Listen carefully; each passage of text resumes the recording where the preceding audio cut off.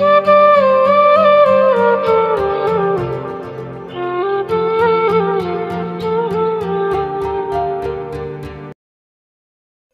বোরকার নিকাবটি খুলে ফেললো, লিমরাটটি টেনে ছিঁড়ে ফেললো, তারপর সিঁড়ি থেকে ঘষতে ঘষতে নিয়ে এলো আমার রুমে।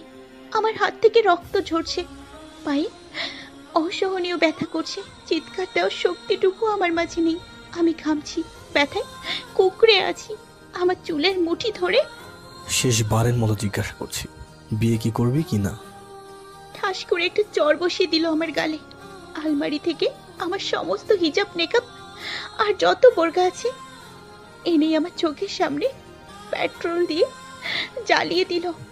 আমি কাঁদছি, চিৎকার করছি, আমার কান্না কি কেউ দেখে না? আমি আজ বড় অসহায়, কারণ আমার আপন মা আমাকে এই যন্ত্রণাটা দিচ্ছে, আমার উপর অত্যাচার করছে। কেন? কারণ আমি বিয়ে করব না বলেছি, সেই জন্য। আমি আরিশা জান্নাত, বয়স আমার বেশি না, সবে মাত্র 19, অনার্স ফার্স্ট ইয়ারে পড়ি। বুঝতে শিখেছি থেকে কখনো মাথার একটা চুলও পরপুরুষকে দেখাইনি। স্কুল লাইফ শেষ হতে হতেই পায়ে মোজা পড়া শুরু করেছি, সব ছেলে বন্ধুর সাথে কথা বলা ছেড়ে দিয়েছি, এমনকি মোবাইল ফোন থেকেও অভিভাবক ছাড়া সকলের নম্বর ডিলিট করে দিয়েছি। এসবের জন্য অনেক ঝামেলা পোহাতে হয়েছে আমাকে, পরিবারের বিপক্ষে যেতে হয়েছে, কারণ আমার মা পছন্দ করেন না এসব সাজ পোশাক। কারণ আমার মা পছন্দ করেন না এসব সাজ পোশাক। বাবা আমার বিদেশে থাকেন, বছরে একবার দুবার দেশে আসে। এখানে আমি কেমন আছি সেটা জানতে চাওয়ার সময়টুকুও তার নেই। আমি অনেক বলেছি বাবাকে, বাবা আমি ভালো নেই। বাবা শুনেছে, কিন্তু গুরুত্ব দেয়নি। শুধু বলেছি মা যা করেন সন্তানের ভালোর জন্যই করেন, মায়ের থেকে ভালো আর সন্তানকে আর কেউ বাঁচতে পারে না। বাবা গো, আর যদি তুমি দেখতে তোমার ছোট্ট রাজকন্যাটা কত সুখে আছে, তাহলে কি বুঝতে বলো? নাকি বরাবরের মতোই মায়ের সাপোর্ট নিতে?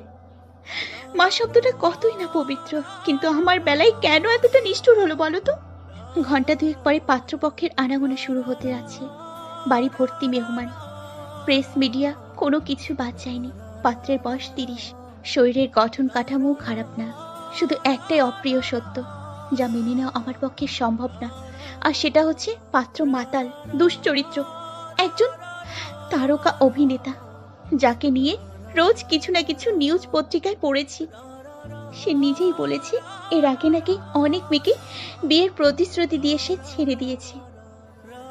দিন দুপুরে মদ খেয়ে মাঝ রাস্তায় মাতলামি করেছে, মিডিয়ার সাক্ষাতে বলেছে সে নিজের যা ইচ্ছা শুধু তাই করে, কাউকে শোনে না, কাউকে মানে না। সেদিন ছিল ঝড় বৃষ্টির দিন, রিক্সা নেপে ভার্সিটি থেকে হেঁটেই ফিরছিলাম।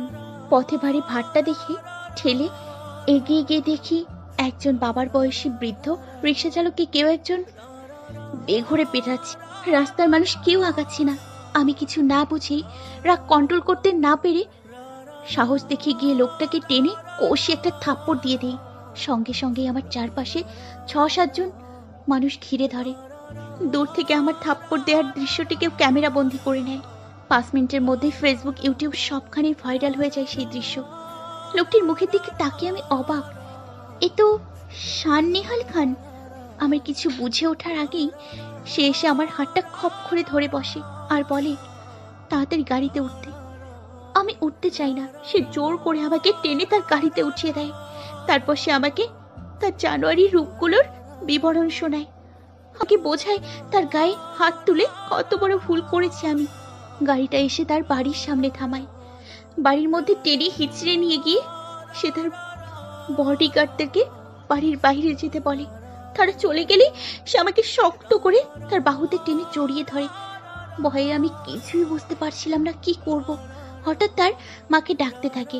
তার মা আসতেই বলে, এই মেয়েকে আমি বিয়ে করবো মা, এর কথা বলেছিলাম আমি তোমাকে। তার মা কিছু বলতে যাবে, আমি না শুনেই কোনো রকমে নিজেকে তার হাত থেকে ছাড়িয়ে ছুটে তার বাড়ি থেকে বেরিয়ে আসি। কিন্তু সে আমার পিছু ছাড়ে না, আমাকে ফলো করতে করতে আমার বাসা অবধি পৌঁছে যায়। অনেক টাকা দিয়ে আমার মাকেও কিনে নেয় আর আমাকে বিয়ে করতে চায়। তার মতো চরিত্রহীন আর অভদ্র লোককে কখনোই বিয়ে করা যায় না। হাদিসে লেখা আছে, একজন সৎ চরিত্র নারী একজন সৎ চরিত্রবান পুরুষের জন্য, আর একজন সৎ চরিত্রবান পুরুষ একজন সৎ চরিত্রবান নারীর জন্য। আর নূর 26। আমি আমার দিকে থেকে যথেষ্ট চেষ্টা করেছি এ বিয়ে ভাঙতে, কিন্তু পারিনি। তার জন্য পালাতেও চেয়েছিলাম আমি, কিন্তু ভাগ্য আমার এত খারাপ যে ধরা পড়ে গেলাম। আমার বোরখা, নেকাব, ফিমার, হিজাব সব পুড়িয়ে ফেলেছে আমার মা। মায়ের মুখে একটাই কথা, জীবনে টাকাটাই সব, আর কিছু তার দেখার মধ্যে পড়ে না। শহরে সবচেয়ে নামি দামি বিউটিশিয়ানরা চলে এসেছে, সব জিনিসপত্র বের করে সাজাতে শুরু করেছে। আমি নিরুপায়, চাইলেও কিছু করতে পারছি না। এমন সময় আমার ছোট বোন রুমে আসে, আমার হাতে নিজের বোরখাটা দিয়ে বলে, এটা পরে পালিয়ে যা আপু এখান থেকে। তোর মন না চাইলে বিয়ে করিস না। আমি ধন্য যে আমার বোনটা অন্তত আমার কথা ভেবেছে, কিন্তু আমি যাবো কিভাবে? সারা শরীরে যে অসহনীয় ব্যথা করছে, চলার শক্তিটুকু আমার মাঝে নেই। না, আমাকে পারতেই হবে। মনের উপর জোর দিয়ে উঠে দাঁড়ালাম আমি।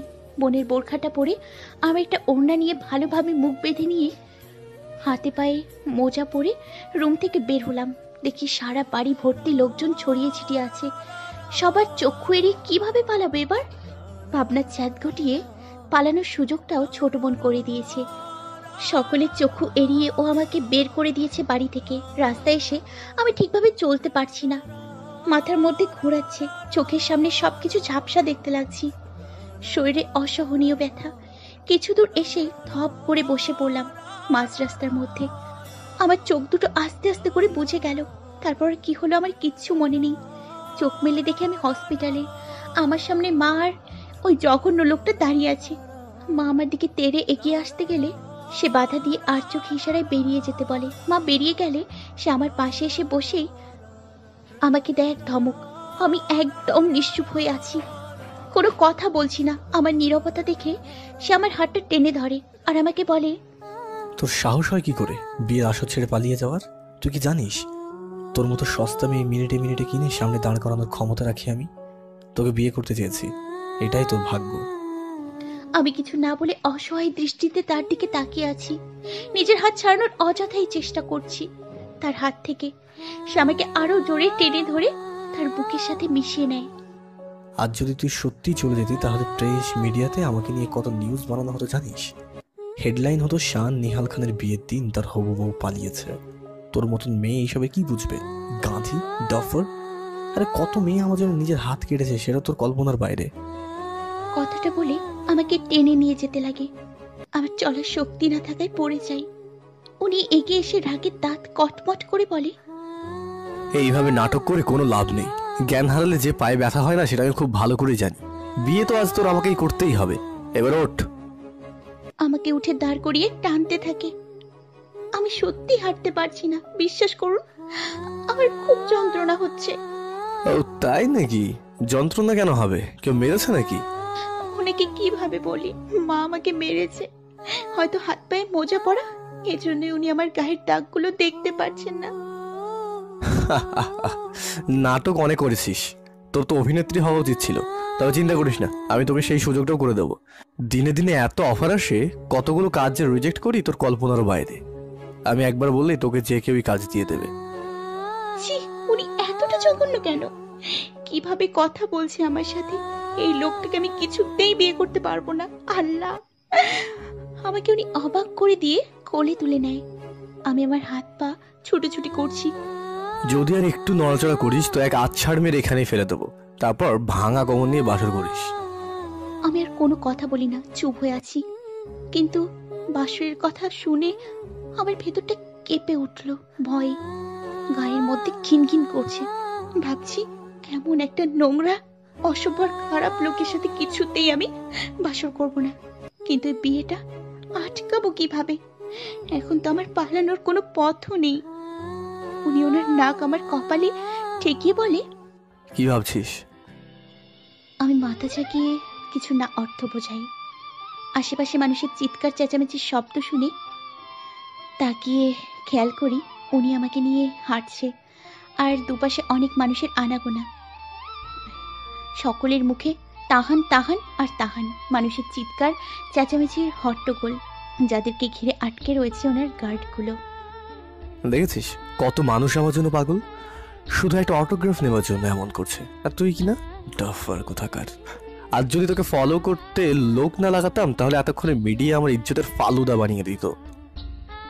আমি ভিড় ভাট্টার দিকে ইশারা করে বললাম, ওদের ভেতর থেকে কাউকে বেছে নিয়ে বিয়ে করে নিন না। আমার জীবনটা কেন নষ্ট করছেন আপনি? আপনার পরিবেশের সাথে আমি কখনো নিজেকে মানিয়ে নিতে পারবো না। তাছাড়াও আমি তো আপনার থেকে বয়সে অনেক ছোট, 11 বছরের ছোট।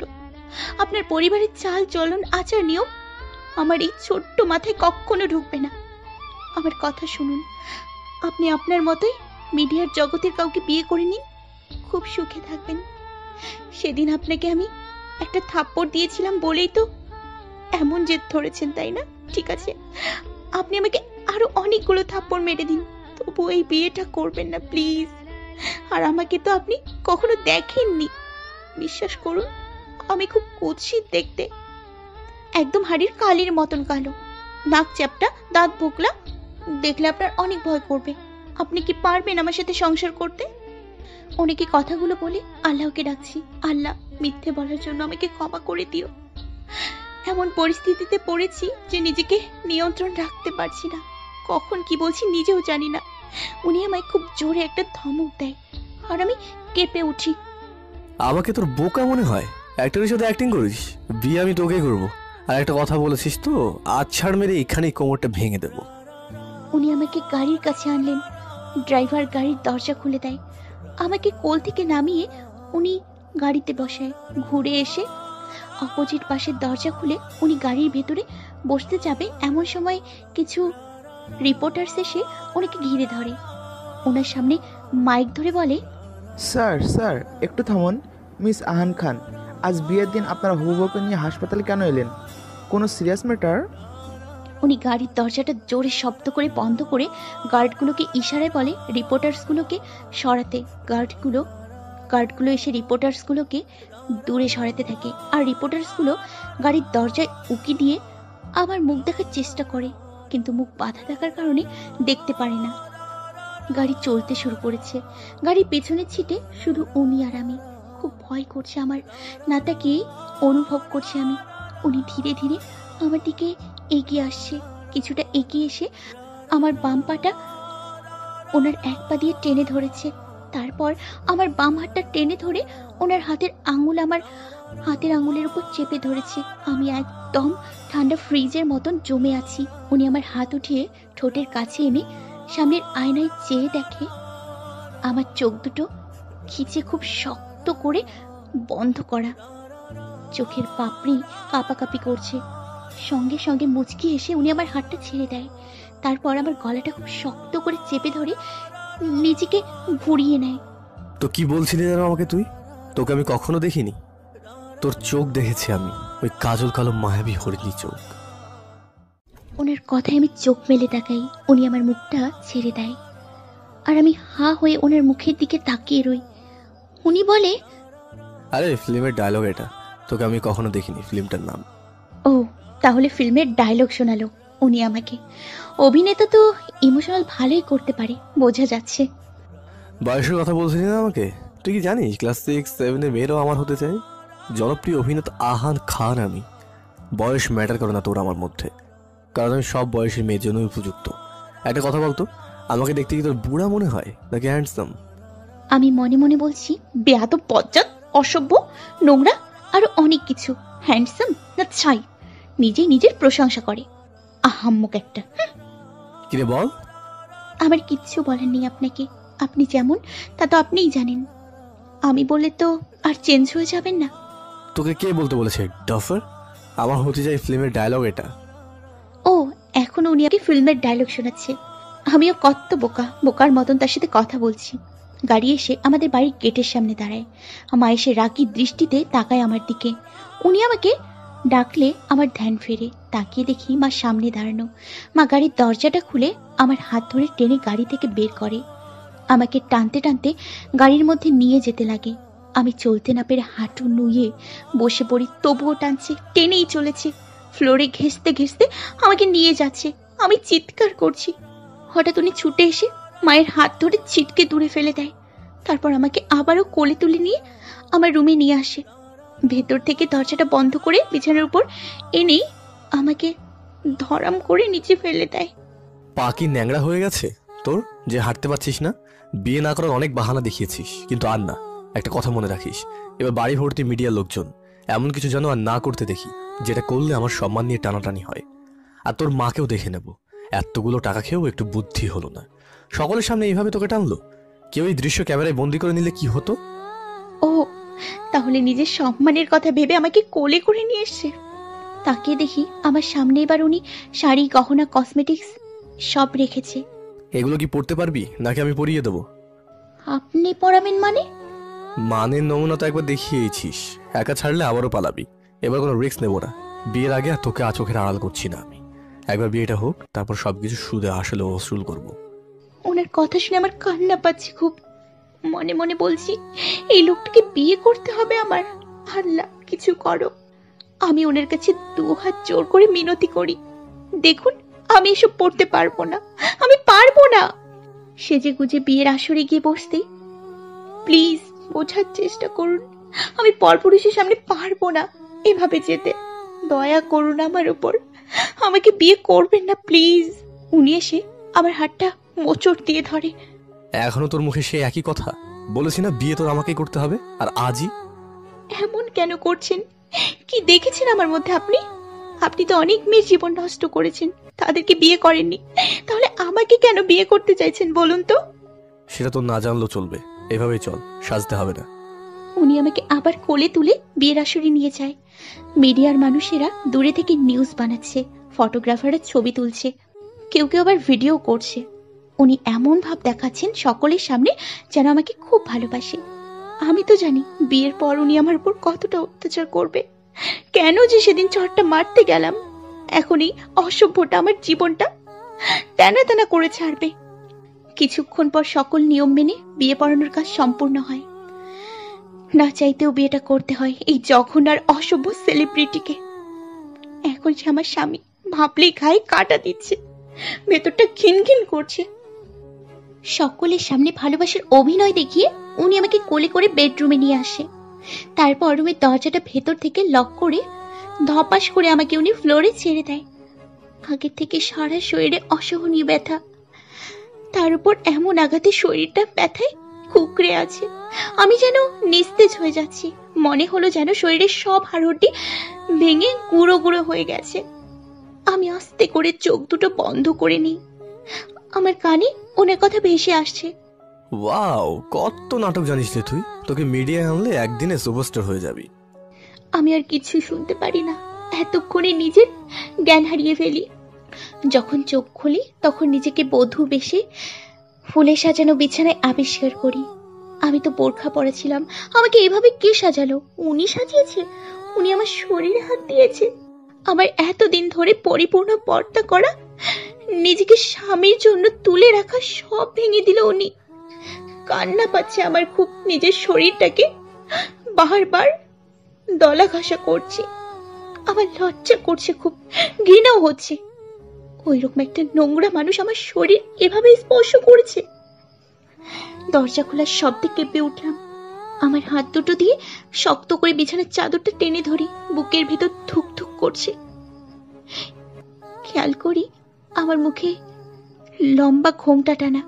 উনি ধীর পায়ে হেঁটে আমার সামনে এসে বসে পড়ে।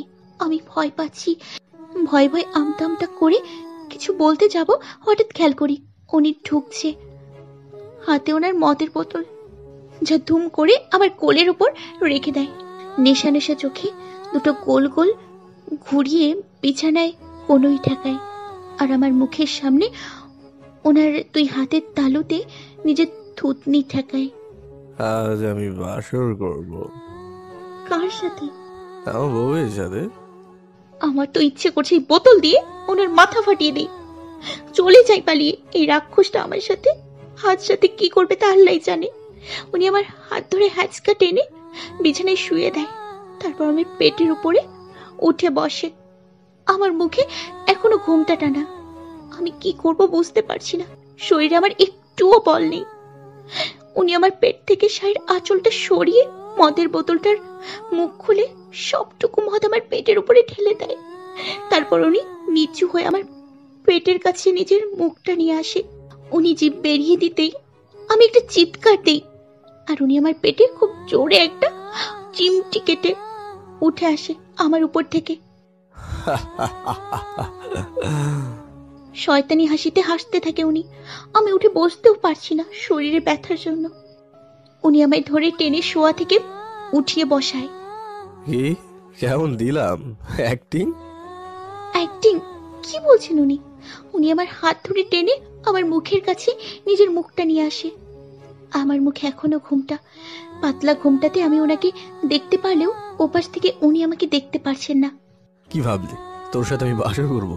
একটা জঙ্গলি কোথাকার বোরখাওয়ালি, তুই কল্পনাও আনতে পারবি না। হাজার হাজার সুন্দরী মেয়েরা আমার জন্য লাইন দিয়ে বসে আছে। জাস্ট একটাবার বলবো আমাকে কিস দাও, হুমড়ি খেয়ে সব মেয়েরা ঝাঁপিয়ে পড়বে আমার উপরে। আমি ওনার কথা শুনছি, ভাবছি কতটা নোংরা আর কতটা অসভ্য এই লোকটা, যে কিনা বাসর রাতে বউকে এসব বলছে। ছি, আমার কি মাথা খারাপ যে এই লোকটার সাথে বাসর করতে চাইবো? আমার তো ওনাকে দেখলে ঘৃণা হয়, গা ঘিন ঘিন করে আমার। আমি শত সংশয় কাটিয়ে ওনাকে একটা প্রশ্ন করি শুধু, আমাকে আপনি স্পর্শ কেন করেছেন? তখন আমার জ্ঞান ছিল না, সেই অবস্থার সুযোগ নিয়ে আমাকে আপনি স্পর্শ করেছেন। উনি আমাকে জোরে ধাক্কা দিয়ে বিছানা থেকে ছুঁড়ে নিচে ফেলে দেয়। তোর মতো মেয়েকে স্পর্শ করবো আমি? হেসে লুটোপুটি খায় উনি, বিছানার উপর গড়াগড়ি খায় হাসতে হাসতে, হাত পা ছড়াচ্ছে আর বলছে, সস্তা মোড়কে ঢাকা মেয়ে তুই, ডাফার। তোর মা তোকে চেঞ্জ করে দিয়েছে, তোকে সাজিয়ে দিয়েছেও তোর মা। আমি কথা বলার মতো অবস্থায় নেই। যেভাবে ধাক্কা দিয়ে নিচে ফেলেছেন তাতে ব্যথায় আমার শরীর বন্ধ হয়ে আছে। কোমরের দিকটাতে ঝিমঝিম শব্দ করছে মনে হচ্ছে। উনি নিচে নেমে এসে জুতা পরে আমার পায়ের উপর নিজের পা রেখে দাঁড়ায় আর পায়ে মোচড় দিয়ে বলে, কি ব্যথা লাগছে? সুপারস্টার আহান খানের গেলে চড় মাথায় না? তোকে বিয়ে কেন করেছি জানিস? সারাটা জীবনের যন্ত্রণাটা ভোগ করাবো বলে। আমি ব্যথায় ছটফট করছি, দাপাদাপি করছি, কিন্তু উঠে দাঁড়াবার শক্তিটা আমার মধ্যে নেই। আমি চিৎকার করতে পারছি না, আর করলেও কেউ শুনবে না। আমি যে বন্দী হয়ে গেছি সারা জীবনের জন্য এই নোংরা মানুষটার কাছে, যেটা আমি খুব ভালো করেই বুঝতে পারছি। উনি জুতো পরা অবস্থায় আমার পায়ের উপরে উঠে হেঁটে আমার বুক পর্যন্ত এসে দাঁড়ায়। আমার ভেতরটা ব্যথায় ফেটে যাচ্ছে, কিন্তু শরীর আমার নিস্তেজ, কিছু করতে পারছি না, শুধুই শুনছি। উনি আমার মুখের উপরে জুতা পরা পা নিয়ে আসতেই আমি নিজের চোখ দুটো বন্ধ করে দিই, আর উনি লাফ দিয়ে নেমে যায় আমার উপর থেকে। তোকে বিয়ে করে একদিক থেকে ভালোই হয়েছে। সেদিন যে থাপ্পড়টা দিলি তুই আমায়, তারপর গল্পটা সাজালাম, মিডিয়াটা জানিয়ে দিলাম স্ট্যাটাস দিয়ে প্রথম থাপ্পড়ে বোরখাওয়ালির সাথে প্রেম। আর আগামী সপ্তাহে বিয়ে। সকলে ভাবে আমাদের মধ্যে অনেক প্রেম। আমাদের প্রেমের কাহিনী শুনে কত বড় বড় রোমান্টিক মুভির অফার দিয়েছে কতজন। তোকে কি বলবো না, মেরে ফেলা হলে তো তোকে আগেই মেরে ফেলতাম, কিন্তু যে সার্ভিসটা দিচ্ছিস তাতে আর মানলাম না। তুই বেঁচে থাক আর চার দেওয়ালের মধ্যেই যন্ত্রণাটা ভোগ কর। কথাগুলো বলে আমাকে একটা লাথি দিয়ে উনি বিছানায় গিয়ে শুয়ে পড়ে। আমি ব্যথায় কাতরাচ্ছি, শরীরের যন্ত্রণায় ছটফট করছি। আমার দিকে তাকিয়ে দেখার ইচ্ছেটা ওনার নেই, বরঞ্চ বিছানায় শুয়ে আমার কান্নার কোন কোন শব্দ নিয়ে আমাকে বকা দিচ্ছেন। ওনার ঘুমে নাকি খুব ডিস্টার্ব হচ্ছে। ওনার ভয়ে নিজের মুখটা চিপে কাচ্ছি, নিজের কান্না ভেতরে দমিয়ে রাখার চেষ্টা করছি। সারাটা রাত আমি নিচে পড়ে থেকে ছটফট করেছি, আর উনি নাক ডেকে রাতে শান্তির ঘুম ঘুমিয়েছেন বিছানায়। ফজরের আজান কানে ভেসে আসে। আমি বুঝতে পারি সকাল হয়ে গেছে। উঠে বসার শক্তিটুকু আমার নেই।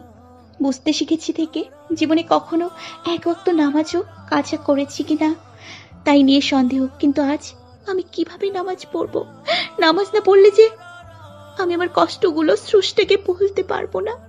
আর স্রষ্টা ছাড়া দুনিয়ার এমন কেউ নেই যে আমার কথা শুনবে। আমি উঠতে না পেরে মাটিতে গড়িয়ে দেয়াল পর্যন্ত আসি, তারপর তাইয়ুম করে ওযু করে নিই।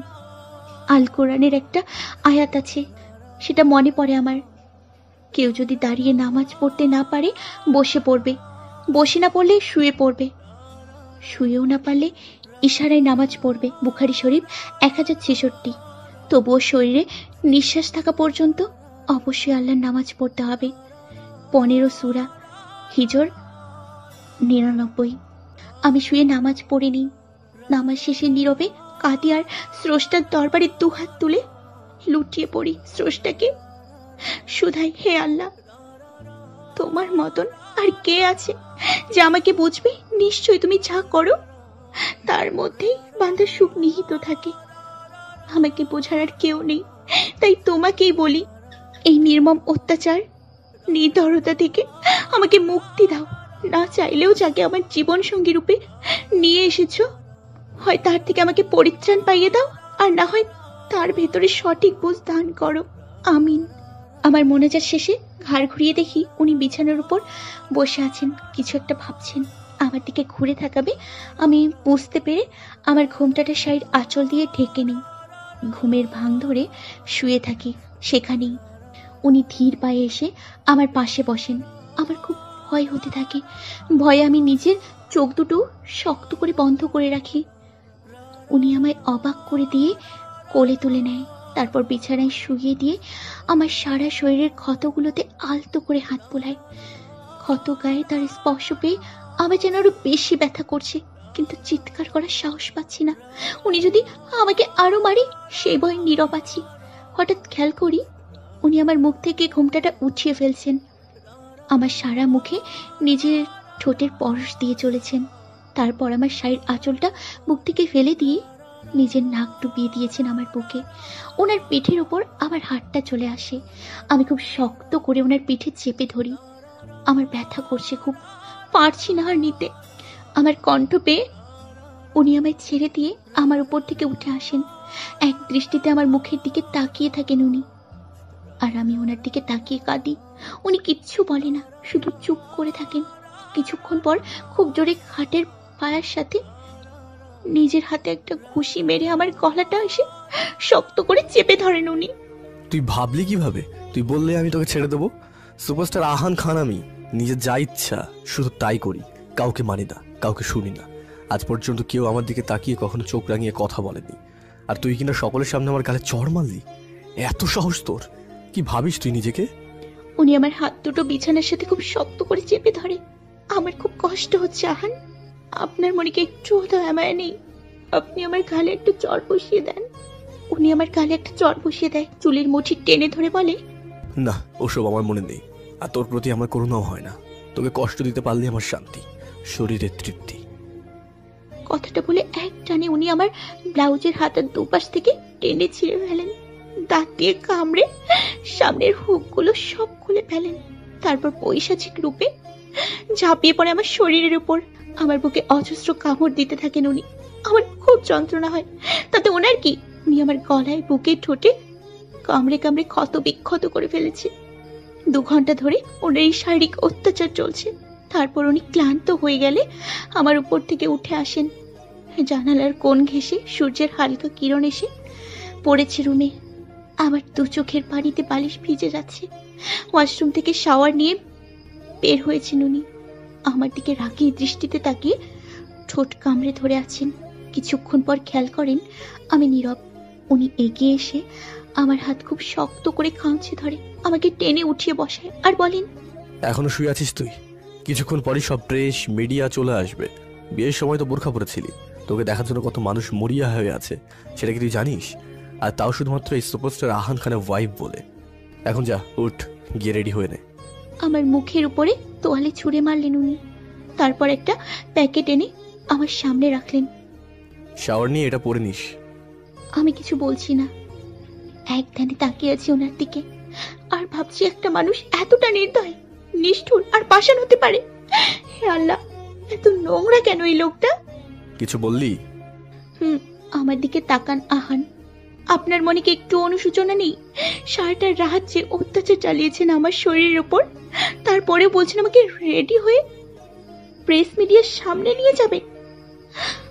উনি আমার হাত মোচড় দিয়ে আমাকে নিজের বাহুতে চেপে ধরেন, দাঁত কটমট করে বলেন, এই, কোনো কথা না বলে তোকে আমি যেটা বলেছি সেটা কর।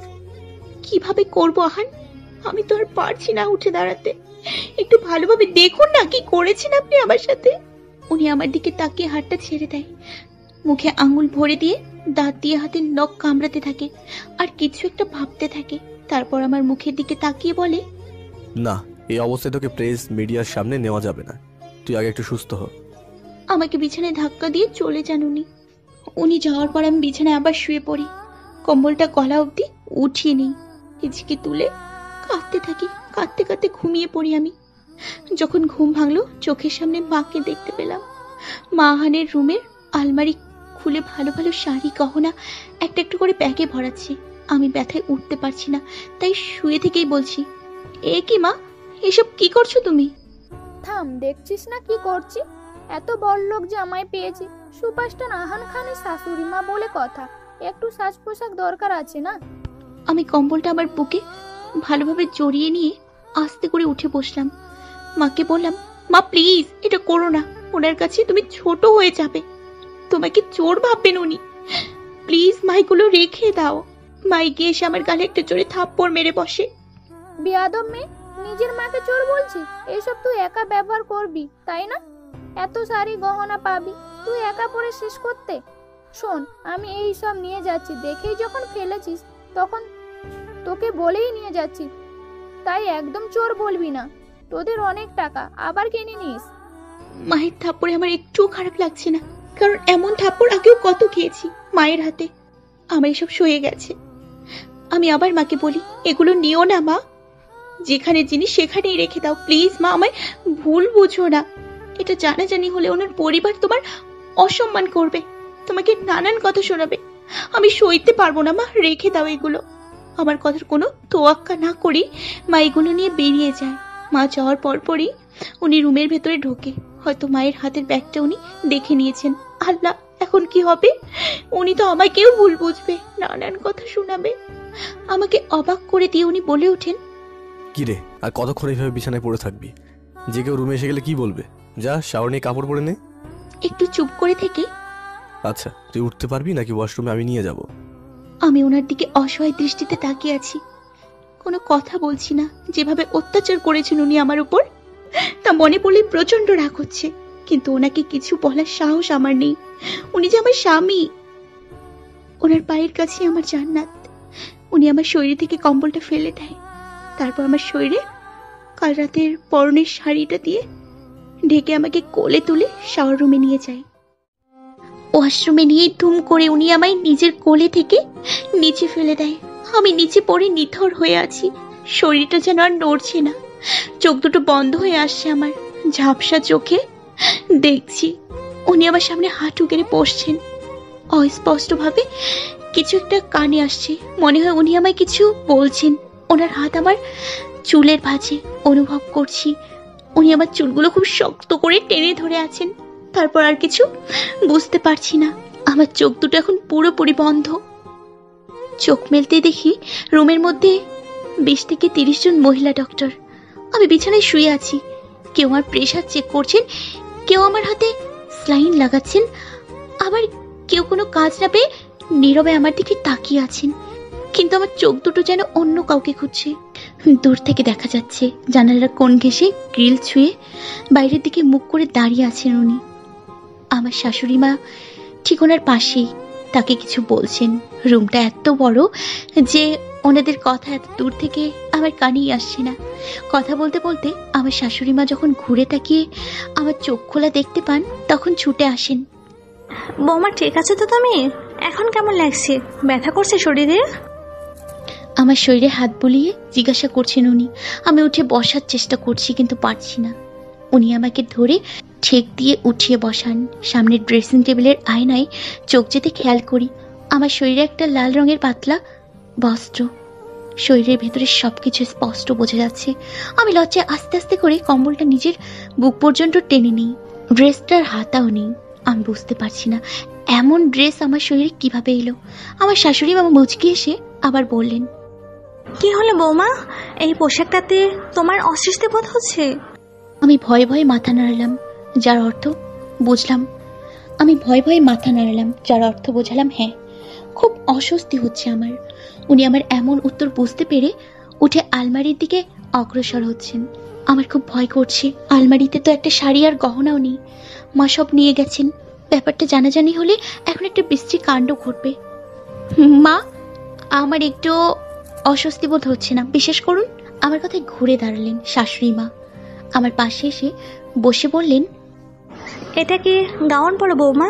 তোমার যদি পড়ে থাকতে শরীরে অস্বস্তি লাগে তাহলে আহানকে বলবে, আহান তোমাকে চেঞ্জ করে দেবে। রাগী দৃষ্টিতে ওনার দিকে তাকান শাশুড়ি মা, তারপর ডাক্তারকে চোখের ইশারায় বোঝায় রুমের বাইরে যেতে। সকলে চলে গেলে শাশুড়ি মাও আমার কপালে একটা চুমু দিয়ে বাইরে বেরিয়ে যান। আমি খুঁজছি সেই প্যাকেটটা যেটা সকালে আমার হাতে দিয়ে বলেছিল উনি পড়ে নিতে, কিন্তু প্যাকেটটা এখন কোথাও পাচ্ছি না। চোখ উঠিয়ে দেখি উনি এসে আমার সামনে বসছেন। ভয়ে আমার হার্টবিট বন্ধ হয়ে যাওয়ার উপক্রম। বিছানার চাদরে আমার হাতের আঙুল মোড়ামুড়ি করছি। আচমকা আমাকে টেনে উনি নিজের বাহু ডোরে আবদ্ধ করে নেন। আমার বুকের ভেতরে ধুক ধুক করছে, আমি জোরে জোরে নিঃশ্বাস ফেলছি। উনি আমার পেছনে চুল সরিয়ে দিয়ে আলতো করে হাত আমার পিঠে আমার কোমরে রেখে আমাকে নিজের কাছে টেনে এনেছেন। ওনার নাকটা একবার আমার গালে আর একবার আমার বুকে আলতো করে পরশ দিয়ে চলেছে। আমি ওনার ট্রিশার্টটা দুহাতের মুঠোয় খুব শক্ত করে খামচে ধরে আছি। আমার দু চোখ বন্ধ করে আছি। বন্ধ চোখের কোণ ঘেঁষে পানি বেরিয়ে আসছে। এইসব জায়গায় কাল রাতে আপনি আমাকে খুব কামড়িয়েছেন আহান। দেখুন না, আপনার কামড়ের স্পষ্ট দাগ এখনো আছে। কথাটা আমার মুখ থেকে বেরিয়ে আসে, কিভাবে বলে ফেললাম নিজেও বুঝে উঠতে পারলাম না। সঙ্গে সঙ্গে যেন উনি আমাকে ছেড়ে দিলেন অনুভব হলো। আমি চোখ মেলে তাকাতেই ঠাস করে আমার গালে ওনার চড় পড়লো। আমার চুলের মুঠি টেনে ধরে মুখের কাছে নিজের মুখটা নিয়ে দাঁত কটমট করে উনি বললেন, আমার যা ইচ্ছে আমি তাই করব, তুই শুধু নীরবে আমার এই অত্যাচার উপভোগ করবি। আমার যখন ইচ্ছা তোকে উইশ করব, যখন ইচ্ছা তোকে মারবো, আবার যখন ইচ্ছা কাটবো। আবার কাটার স্থানে মলমও লাগাবো তোকে সারিয়ে তোলার জন্য, যাতে সারা জীবন তোকে যন্ত্রণা দিয়ে বোঝাতে পারি সুপারস্টার আহান খান কি জিনিস। মুখের উপরে কখনো কথা বলতে আসবি তো জিভ টেনে ছিঁড়ে ফেলবো। আমি ওনার কথায় শুধু একটাই হ্যাঁ সূচক উত্তর দিলাম মাথা ঝাঁকিয়ে। উনি সঙ্গে সঙ্গে আমাকে ছেড়ে দিয়ে উঠে দাঁড়ালো। উনি চলে যাবেন, আমি সাহস করে ওনার হাতটা টেনে ধরলাম। উনি রাগী দৃষ্টিতে হাত উঁচু করে আমার দিকে তেড়ে আসতে লাগলো। আমি এবার শব্দ করে কেঁদে উঠলাম, আর উনি থেমে গেলেন। হাত নামিয়ে আমার পাশে বসলেন, আমাকে ধমক দিলেন, শরীরে ধাক্কা দিয়ে বললেন, তোর মনে কি একটু ভয় নেই? আরে কি মাটি দিয়ে তৈরি তুই বলতো আমাকে? আর তোর শরীরে কি গন্ডারের চামড়া? এত মার খেয়েও আমার হাত ধরার সাহস রাখিস, আর মারও খেতে চাস? দেবো নাকি আরো দু চার ঘা? আমি অসহায় দৃষ্টিতে ওনার দিকে তাকিয়ে বলি, সেই প্যাকেটটা কোথায় আহান? উনি থেমে যায়, নিজেকে শান্ত করে জোরে একটা নিঃশ্বাস ছেড়ে বলেন, কোন প্যাকেটের কথা বলছিস? যে প্যাকেটটা আমাকে দিয়ে সকালে আপনি বলেছিলেন ড্রেসটা পরে নিতে। দেখুন এই ড্রেসটা কেমন যেন আমার খুব অস্বস্তি বোধ হচ্ছে। গায়ের সাথে কেমন যেন লেপ্টে আছে, শরীরের আকাশ পাতাল বোঝা যাচ্ছে, তার উপর হাঁটু পর্যন্ত খোলা, হাতা নেই। এমন ড্রেস আমি চোখেও দেখিনি কখনো। ঢিলা ঢালা সালোয়ার কামিজ পরেছি সবসময়, তাই আমাকে আর কিছু বলতে না দিয়ে এক হাতে উনি আমার সামনের থেকে গাউনটার গলা টেনে ধরেন, আর অন্য হাতে আবার কপাল চাপড়াতে চাপড়াতে বললেন, ডফার গাধি, এই ড্রেসটাই তোকে আমি দিয়েছিলাম সকালে। আর কি সব বলছিস গায়াদের মতন? ঢিলঢালা সালোয়ার কামিজের কথা কি এসব? কথাটা শেষ হতে কষিয়ে একটা চড় বসিয়ে দেন আমার গালে। আমি গালে হাত দিয়ে ছল ছল করে বসে আছি মাথা নিচু করে, ভাবছি কথা বললেই কি চড় খাওয়া লাগবে সারা জীবন। উনি আমাকে ঝাঁকিয়ে বলে ওঠেন, এই ড্রেসটার মূল্য 70,000 টাকা। মিডিয়া সব মেয়েরাই এমন ড্রেস পরে, আর তুই কিনা সুপারস্টার আহান খানের ওয়াইফ হয়ে বলছিস এমন ড্রেস চোখে দেখিসনি কখনো? দরজায় নক পড়ে, উনি আমাকে ছেড়ে দেয়, উঁচু গলায় বলে ওঠেন, কে? স্যার, সার্ভেন্ট বলছি, ব্রেকফাস্ট দিতে এসেছিলাম। উনি ঘড়ির দিকে তাকিয়ে সার্ভেন্টকে ভেতরে আসতে বললেন। মেয়েটা এসে আমাদের সামনে ব্রেকফাস্ট রেখে চলে যেতে নিলে উনি পেছন থেকে মেয়েটার হাত ধরে বসলেন। মেয়েটা ভয়ে ভয়ে কাঁপাকাঁপি শুরু করেছে, নিজের হাত ছাড়ানোর চেষ্টা করছে, পারছে না মনে হয়। আমি ব্যাপারটা লক্ষ্য করায় ওনার কাঁধে হাত রেখে ঝাঁকিয়ে বললাম, এইসব কি করছেন সার্ভেন্টের সাথে? ছাড়ুন মেয়েটার হাত। উনি আমার দিকে রাগী দৃষ্টিতে তাকালেন, তাই দেখে আমি ওনার কাঁধ থেকে হাত সরিয়ে নিলাম, আর তারপর মেয়েটাকে উনি সজোরে একটা ধাক্কা দিয়ে নিচে ফেলে দিলেন। মেয়েটার দিকে অগ্নি দৃষ্টিতে নিক্ষেপ করে বললেন, কয়টা বাজে এখন? সকাল 11টায় ব্রেকফাস্ট দিতে আসছিস? মেয়েটার চোখের পানি মুছতে মুছতে বলে, সরি স্যার, আর হবে না। রুমে এত ডাক্তার ছিল, তাই ভেবেছিলাম আপনি ম্যামের চিন্তায় মন খারাপ করে আছেন, ব্রেকফাস্ট দিলে রেগে যেতে পারেন, তাই। আর একটা কথা বললে তোর মুখে এখন গরম পানি ঢেলে দেবো। কথা না বলে বেরিয়ে যায় এখান থেকে। মেয়েটা ভয়ে ভয়ে উঠে দাঁড়িয়ে দৌড়ে পালায়, আর উনি আমার দিকে তাকায়। আমি আমতা আমতা করি। এমন সময় আমার ছোট বোন রুমে চলে আসে, এসে আমাকে জড়িয়ে ধরে কাঁদে। উনি ব্রেকফাস্ট করতে শুরু করে দেন, আর আমার বোন কাঁদতে কাঁদতে বলে, তুই ঠিক আছিস তো আপু? দুলাভাই তোকে মারিনি তো? কথাটা ওনার কানে গেলে ওনার খাওয়া যেন বন্ধ হয়ে যায়। মুখ থেকে খাবার টেনে প্লেটে ঢেলে দেয়। আমার বোনের দিকে রাগী দৃষ্টিতে তাকিয়ে আমার চুলের মুঠি টেনে ধরে। প্লেটটা আমার মুখের সামনে ধরে বলে, আমার মুখে চিবানো খাবার মাত্র ফেলেছি, এটা এখন খাবি, না হলে কিন্তু। ইশারায় উনি বাঁকা চোখে আমার বোনকে দেখায়, যার অর্থ বোঝায় আমার বোনের সাথে উনি খারাপ কিছু করবেন। আমার চোখ বেয়ে পানি পড়তে থাকে। প্লেটটা ওনার হাত থেকে নিয়ে ওনার টেনে ফেলে দেয়া মুখের খাবার নিজের মুখে দিচ্ছি। আমার বোন আমাকে ঝাঁকিয়ে বলছে, এটা কি করছিস আপু? আপু, দুলাভাই এটা কি করছে আমার আপুর সাথে? উনি পৈশাসিক হাসি আসছেন। খাবারটা আমি মুখের কাছে নিয়ে এসেছি, মুখের মধ্যে ভরবো, এমন সময় কেউ এসে একটানে প্লেটটা আমার হাত থেকে টেনে ছুঁড়ে ফেললেন। আমি মুখ তুলতেই ঠাস করে একটা চড় পড়লো ওনার গালে। শাশুড়ি মা ওনার কলার ধরে আছেন, ওনাকে একের পর এক চড় মেরে যাচ্ছেন। ওনার চোখে মুখে এখনো শয়তানি হাসি, কিছুতেই ওনার হাসি থামছে না। শাশুড়ি মা ওনাকে মারছেন আর উনি হেসেই চলেছেন। দেখে বোঝা যাচ্ছে খুব রেগে আছেন শাশুড়ি মা। বিছানার বালিশের উপরে ওনার বেল্টটা পড়েছিল, সেটা দেখে উঠিয়ে নেয় আর ওনাকে খুব মারেন। মায়ের খেতে খেতে উনি নিচে পড়ে যান। ওনার চোখ মুখের অবস্থা এখন খুব খারাপ, চোখ দুটো লাল হয়ে আছে, তবুও হাসছেন। আর শাশুড়ি মা ওনাকে মেরেই চলেছেন। আমার ভেতরটা চিনচিন করছে। যতই হোক উনি আমার স্বামী, নিজেকে সম্পূর্ণরূপে সঁপে দিয়েছি ওনার কাছে। আমার জন্য উনি এভাবে মায়ের খাচ্ছেন, সেটা আমি সহ্য করতে পারছি না। আমার বোন পাশ থেকে বলছে, ঠিকই করছে, আরো মারুন, শয়তান একটা, আরো মারুন। আর আমি ওঠার চেষ্টা করে উঠতে না পেরে বিছানায় বসে শাশুড়ি মাকে বলছি, প্লিজ মা, দয়া করুন, ওনাকে আর মারবেন না, ছেড়ে দিন। আমি উঠে নামতে যাচ্ছি, আমার বোন আমার হাতটা চেপে ধরে আছে। শাশুড়ি মা ওনাকে মেরেই চলেছেন, তার অন্যদিকে হুঁশ নেই। যতই হোক তারই তো সন্তান আহান, রাগটা যেন দুজনেরই একই রকম।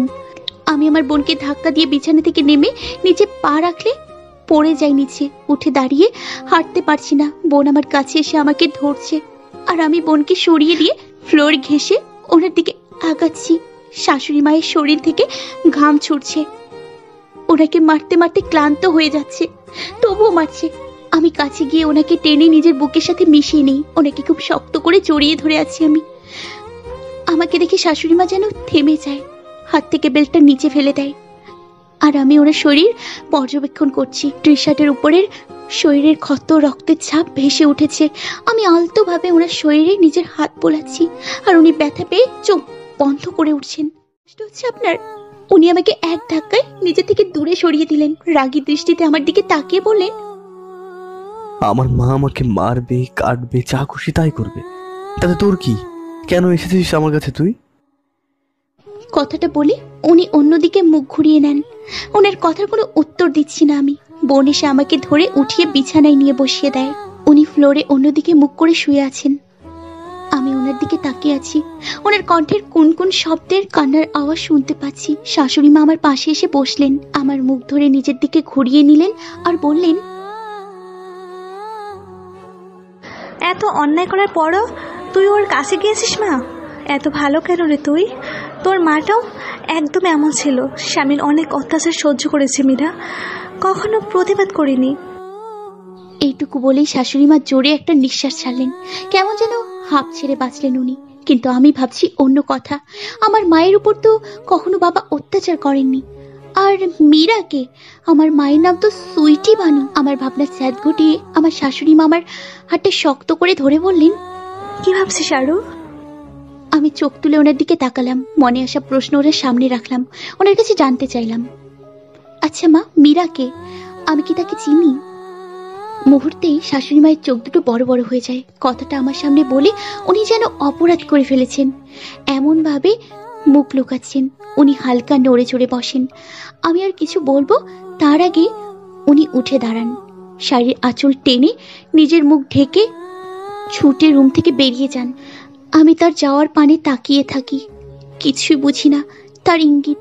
ভাবতে যাব কিছু, তার মধ্যে বোন আমার সামনে একটা ব্যাগ রেখে আমার কাছে মুখ নিয়ে আসে। রুমের মধ্যে আহান থাকায় বোন আমার কানে কানে ফিসফিস করে বলে, মা যেগুলো নিয়ে গিয়েছিল এই ব্যাগটাতে চুপি চুপি সব নিয়ে এসেছি আপু।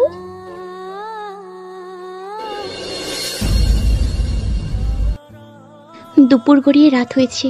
ঘড়িতে তাকিয়ে দেখি রাত 9টা বাজে। উনি এখনো সেখানে সেই অবস্থাতেই পড়ে আছেন। সার্ভেন্টরা এসে লাঞ্চ দিয়ে গেছিল, উনি খাননি। এখন ডিনারও দিয়ে গেছে। ব্যথার ইঞ্জেকশন আর স্লাইনে আমার শরীর আগের থেকে একটু সতেজ হয়েছে। আমি উঠে ওনার কাছে এসে ডাকছি, আহান, আহান, আপনি কি আমাকে শুনতে পারছেন? উনি ঘুমন্ত অবস্থায় কাতরাচ্ছেন। আমার হাতটা টেনে নিজের বুকে রাখলেন আর ঘুমজড়িত কণ্ঠ ভেঙে ভেঙে বললেন, আমার এই বুকটায় খুব কষ্ট হয় আরু। আমি তৎক্ষণাৎ খেয়াল করলাম ওনার শরীর প্রচন্ড আকারে গরম, জ্বরে শরীর ওনার পুড়ে যাচ্ছে। আহান, এই আহান, আহান, আহান, আপনার তো জ্বর হয়েছে, চলুন বিছানায় গিয়ে ঘুমাবেন।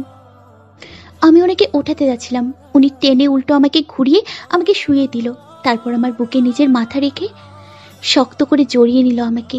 জ্বরে ওনার কাঁপুনি শুরু হয়েছে, ঠান্ডায় আমার বুকের ভেতরে যেন মিশে যাচ্ছেন উনি। ওনাকে না উঠিয়ে এভাবেই নিজের শাড়ির আঁচলে ওনাকে মুড়িয়ে নিলাম। উনি হালকা উঁচু হয়ে আমার মুখের দিকে তাকালো, আমাকে বলল, তুই আমার বুকে কি করছিস? যা এখান থেকে।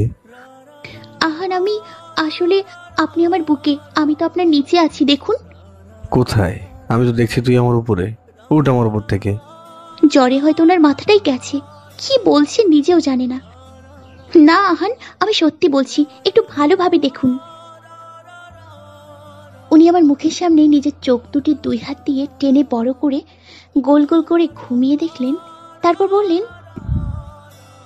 এই তো দেখছি তুই আমার বুকের উপরে। আমি আর কিছু না বলে ওনাকে ঠেলে সরাতে চাইলাম, আর তখন ওনার 2 হাতের চড় আমার গালে পড়ল। না আছে সেই চড়ের শব্দ, আর না হচ্ছে অনুভব। তবুও উনি আমাকে মারলেন আস্তে আস্তে। অসুস্থ শরীরে উনি ঢলে পড়ছেন আমার বুকে, আবার মাথা উঁচিয়ে থাপড়াচ্ছেন আমার গালে। ওনার কাণ্ড দেখে আমি হাসবো না কাঁদবো কিছুই বুঝতে পারছি না।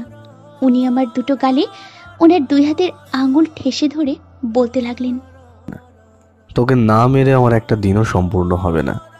কথায় কথায় উড়াধুরা পিটাবো তোকে। আচ্ছা, তুই কি আমাকে ভয় পাস? আমি নড়ে চড়ে কিছু একটা ভাবার ট্রাই করে বললাম, হ্যাঁ, খুব ভয় পাই। ব্যাস, আমার গালে পড়লো ওনার আরো একটা চড়। আমি ওনার দিকে গালে হাত রেখে তাকিয়ে রইলাম। উনি বলল, ব্যথা করলো না তাই না? ঠিক আছে, কাল আবার মারবো। এখন একটু আদর করে দিই। উনি আমার উপর থেকে উঠে পড়লেন, তারপর আমাকে কোলে তুলে ঢলতে ঢলতে বিছানায় নিয়ে গেলেন। বিছানার উপরে এসে ধরাম দিয়ে পড়লেন আমাকে নিয়ে উনি। তারপর যা হবার ছিল তাই হলো। সকালে বিছানার উপরে বসে শাড়ির আঁচল বুকে জড়িয়ে ফুপিয়ে ফুপিয়ে কাঁদছি আমি। উনি আমার পাশে পা এলিয়ে দিয়ে বসে আছেন, আমার দিকে তাকাচ্ছেন। আবার ওনার চোখে আমার চোখ পড়লে উনি নিজের চোখ নামিয়ে নিচ্ছেন নিচু চোখে। কণ্ঠ নামিয়ে বললেন উনি, এত ঘ্যান ঘ্যান শোনা আমার ভালো লাগে না। তুই আমাকে কিছু দিয়েছিস, আমি তোকে কিছু দিয়েছি, এতে কান্না করার কি হলো? এসব বন্ধ করে কাল রাতে আমি তোকে কি বলেছি সেটা আগে বল। আমি ওনার কলারটা চেপে ধরে বললাম, না, বলবো না। তারপর আবার ভ্যা ভ্যা করে কাঁদতে থাকলাম। মহা মুশকিল তো, না বলে শুধুই কাঁদে। ইচ্ছে তো করছে। উনি নিজের হাত উঁচু করেন আমাকে মারার জন্য, আর আমি ওনার বুকে ঝাঁপিয়ে পড়ি। উনি থেমে যান। কি হলো? এত সাহস কোথা থেকে আসলো তোর? আমাকে, সুপারস্টার আহান খানকে জড়িয়ে ধরিস? আপনি দিয়েছেন সাহস। কাল রাতে জ্বরের ঘরে আমাকে অনেক আদর করেছেন আপনি, অনেক সরিও বলেছেন, আর বলেছেন আমাকে ভালোবাসেন।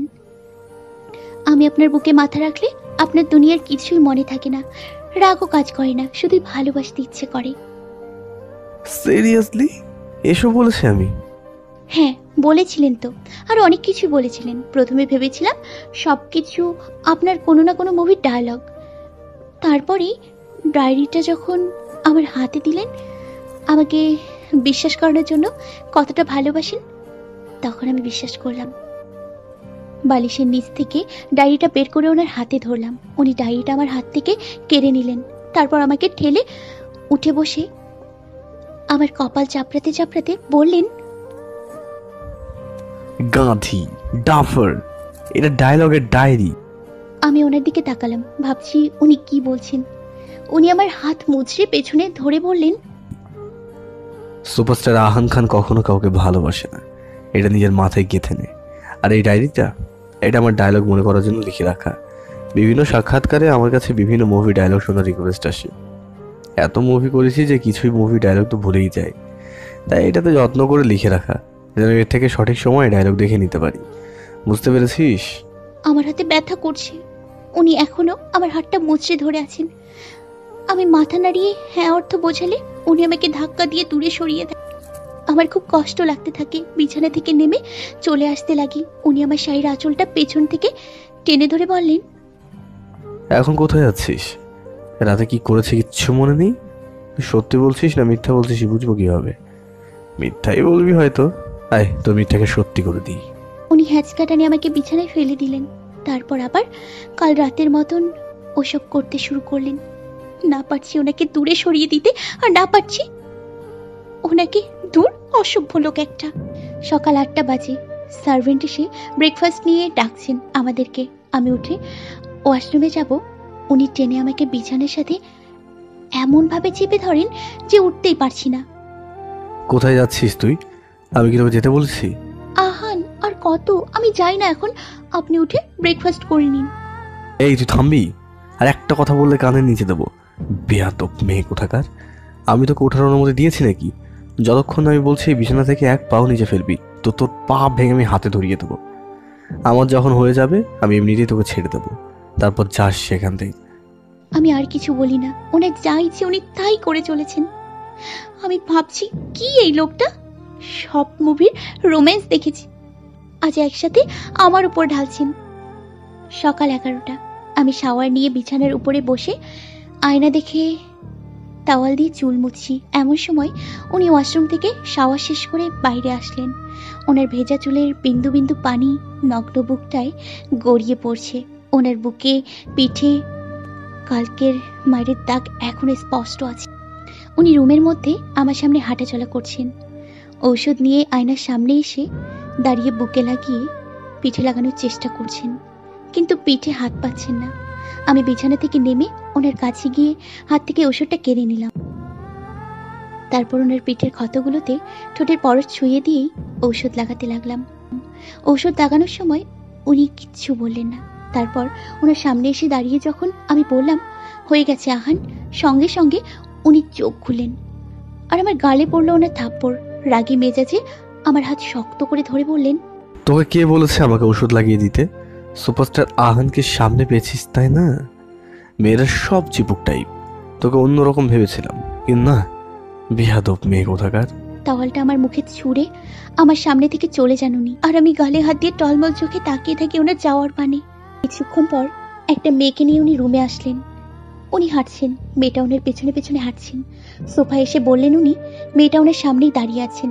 পায়ে পা তুলে হাত বাড়লেন উনি। মেয়েটা ওনার হাতে একটা পেপারস দিয়ে অনেক এনজয় করে সমস্ত শরীর হেলে দুলে বললেন, স্যার ভালোভাবে পড়ুন, হিন্দি ফিল্মের অফার, এমন সুযোগ বারবার আসে না। আপনি একবার সাইনটা করে দিন, তারপর দেখবেন কোথা থেকে কোথায় পৌঁছে গেছে। উনি উঠে দাঁড়িয়ে মেয়েটার গালে ঠাস করে একটা থাপ্পড় বসায়। মেয়েটা গালে হাত দিয়ে ওনার দিকে তাকালেন। উনি দেয় এক ধমক। মেয়েটা কেঁপে ওঠে, চোখে মুখে ভয় স্পষ্ট। উনি ক্ষিপ্ত দৃষ্টিতে আরোপ করে দাঁত কটমট করে বলেন, মিস নাইরা, আপনার কি মনে হয় আমি নিনজা শ্রেণীর অ্যাক্টর? মেয়েটা মাথা ঝাঁকিয়ে না অর্থ বোঝায়। তাহলে বললেন কেন কোথা থেকে কোথায় পৌঁছাবো? আমি যেখানে আছি সেখানেই ভালো আছি। আর এই এগ্রিমেন্টে কি লেখা আছে? ভালোভাবে না পড়ে আমার সামনে এসেছেন আপনি। আপনার কি মনে হয় টাকার জন্য আমি যে কোনো হিন্দি ফিল্মের হিরোইনের সাথে? উনি থামলেন। মেয়েটা গদগদ কণ্ঠে বললেন, স্যার, এটা তো তেমন কোনো ব্যাপার না। হিন্দির সব ফিল্মেই নায়ক নায়িকাদের মধ্যে চুম্বাচুম্বি আরো অনেক কিছুই হয়ে থাকে। মেয়েটার কথা শুনে আমার চোখ দুটো বড় বড় হয়ে গেল। উনি পাশ ফিরে খেয়াল করলেন আমি রুমে আছি আর ওনাদের কথা শুনছি। উনি চোখ ঘুরিয়ে হাসি মুখে মেয়েটার দিকে তাকালেন আর বললেন, ঠিক বলেছেন মিস নায়রা। অবশ্যই হিন্দি ফিল্মের হিরোইনদের সাথে চুম্মা খেতে আমার কোনো অসুবিধা নেই। শুধু চুম্মা কেন, বলছি তাদের সাথে বেড শেয়ার করতেও আমি রাজি, কিন্তু সেটা ক্যামেরার সামনে নয়। আমার সম্মান বলেও তো একটা ব্যাপার আছে, তাই না? আপনি এই অফারটা ক্যান্সেল করে দিন। Okay sir. কথাটি বলে মেয়েটা চলে যায়। আর আমি ভাবছি উনি এতটা নোংরা, টাকার জন্য এসব করে ফিল্মের মধ্যে। আমি তো কখনো ওনার ফিল্ম দেখিনি, বান্ধবীদের কাছে শুনেছিলাম উনি অনেক রোম্যান্টিক। তাহলে কি না, আর ভাবতে পারছি না। এই মেয়েটাও বা কেমন, পরনের পোশাকের কোনো বালামন্দ নেই, দেখলে আমারই লজ্জা লাগছে। উনি কিভাবে কথা বলেন মেয়েটার দিকে তাকিয়েছি। চোখ তুলে দেখি উনি আমার সামনে বসে আছেন। ব্রু কুচকিয়ে বললেন, কি ভাবছো? ওনার কথা শুনে আমি তো অবাক। এই প্রথমবার উনি আমাকে তুমি করে বললো। আমি কিছু না বলেই চুপ করে আছি। উনি বলতে শুরু করলো, এই যে মেয়েটাকে দেখলে, পার্সোনাল অ্যাসিস্ট্যান্ট আমার। অনেক সুন্দর দেখতে, যতটা না সুন্দর দেখতে তার চেয়েও বেশি সুন্দর চাল চলন, পোশাক আশাক সবকিছুই, যা তোমার মধ্যে নেই। ওর কোমরটা দেখেছো? আহা, আর ঠোঁটটা। ওনার মুখটা চেপে ধরলাম আমি। মেয়েটার এমন কিছু কি আছে যা আপনি দেখেননি, অথচ আমারটা দেখেছেন? কথাটা বলে ওনার মুখ থেকে হাত সরিয়ে নিলাম। উনি নিশ্চুপ, কিছু বলছেন না। কি হলো, চুপ করে আছেন যে? তাহলে কি আমি আমার উত্তর পেয়ে গেছি? উনি রেগে আমাকে একটা ধাক্কা দিয়ে উঠে চলে গেলেন। কিছুক্ষণ পর মেয়েটার কোমর ধরে রুমে নিয়ে আসলেন। তারপর আমার সামনে দাঁড়িয়ে মেয়েটার কোমর চেপে ধরে বললেন, baby kiss me. Okay sir. মেয়েটি ওনার গলা ধরে ওনার মুখের দিকে আগাচ্ছে আর আমি নিজের চোখ বন্ধ করে অন্যদিকে ঘুরে আছি। হঠাৎ ঠুস করে একটা শব্দ আসলো আমার কানে আর আমি কেঁপে উঠে চোখ খুললাম। দেখলাম এবার মেয়েটির ঠোঁটের দিকে উনি অগ্রসর হচ্ছেন। একদম চোচার মতন ঠোঁট বানিয়ে রেখেছে মেয়েটি। আমি কোনো উপায় না পেয়ে বিছানার উপরের বালিশটা ছুঁড়ে মারলাম মেয়েটির মুখের উপরে। মেয়েটি নড়ে চড়ে উঠল আর উনি আমার দিকে তাকালো। আমি বিছানা থেকে নেমে দাঁড়ালাম, মেয়েটির দিকে রাগী দৃষ্টিতে তাকাই। মেয়েটি ভয়ে ওনার থেকে কিছুটা দূরে সরে যায়। আমাকে আগাতে দেখে মেয়েটি ছুটে রুম থেকে বেরিয়ে যায়। মেয়েটি যাওয়ার পর আমি ওনার সামনে গিয়ে দাঁড়ালাম, শাড়ির আঁচল দিয়ে ওনার গাল ঘষতে থাকলাম। আমার চোখে পানি টলমল করছে। উনি আমাকে ধাক্কা দিয়ে দূরে সরিয়ে দিলেন। আমার মুখের উপরে আঙুল তুলে কিছু বলতে যাবেন, আমি ওনার আঙুলটা ধরে ফেললাম। অনেক করেছেন, আর না হন, আর না। ওনাকে টেনে কাছে নিয়ে আসলাম। আমি ওনার ঘাড়ে হাত বাঁধিয়ে ওনার ঠোঁটে নিজের ঠোঁট মিশালাম। উনি একদম চুপ করে আছেন। কিছুক্ষণ পর ওনার গালটা ধরে আমি অসহায় দৃষ্টিতে তাকিয়ে বললাম, এমন কেন আপনি?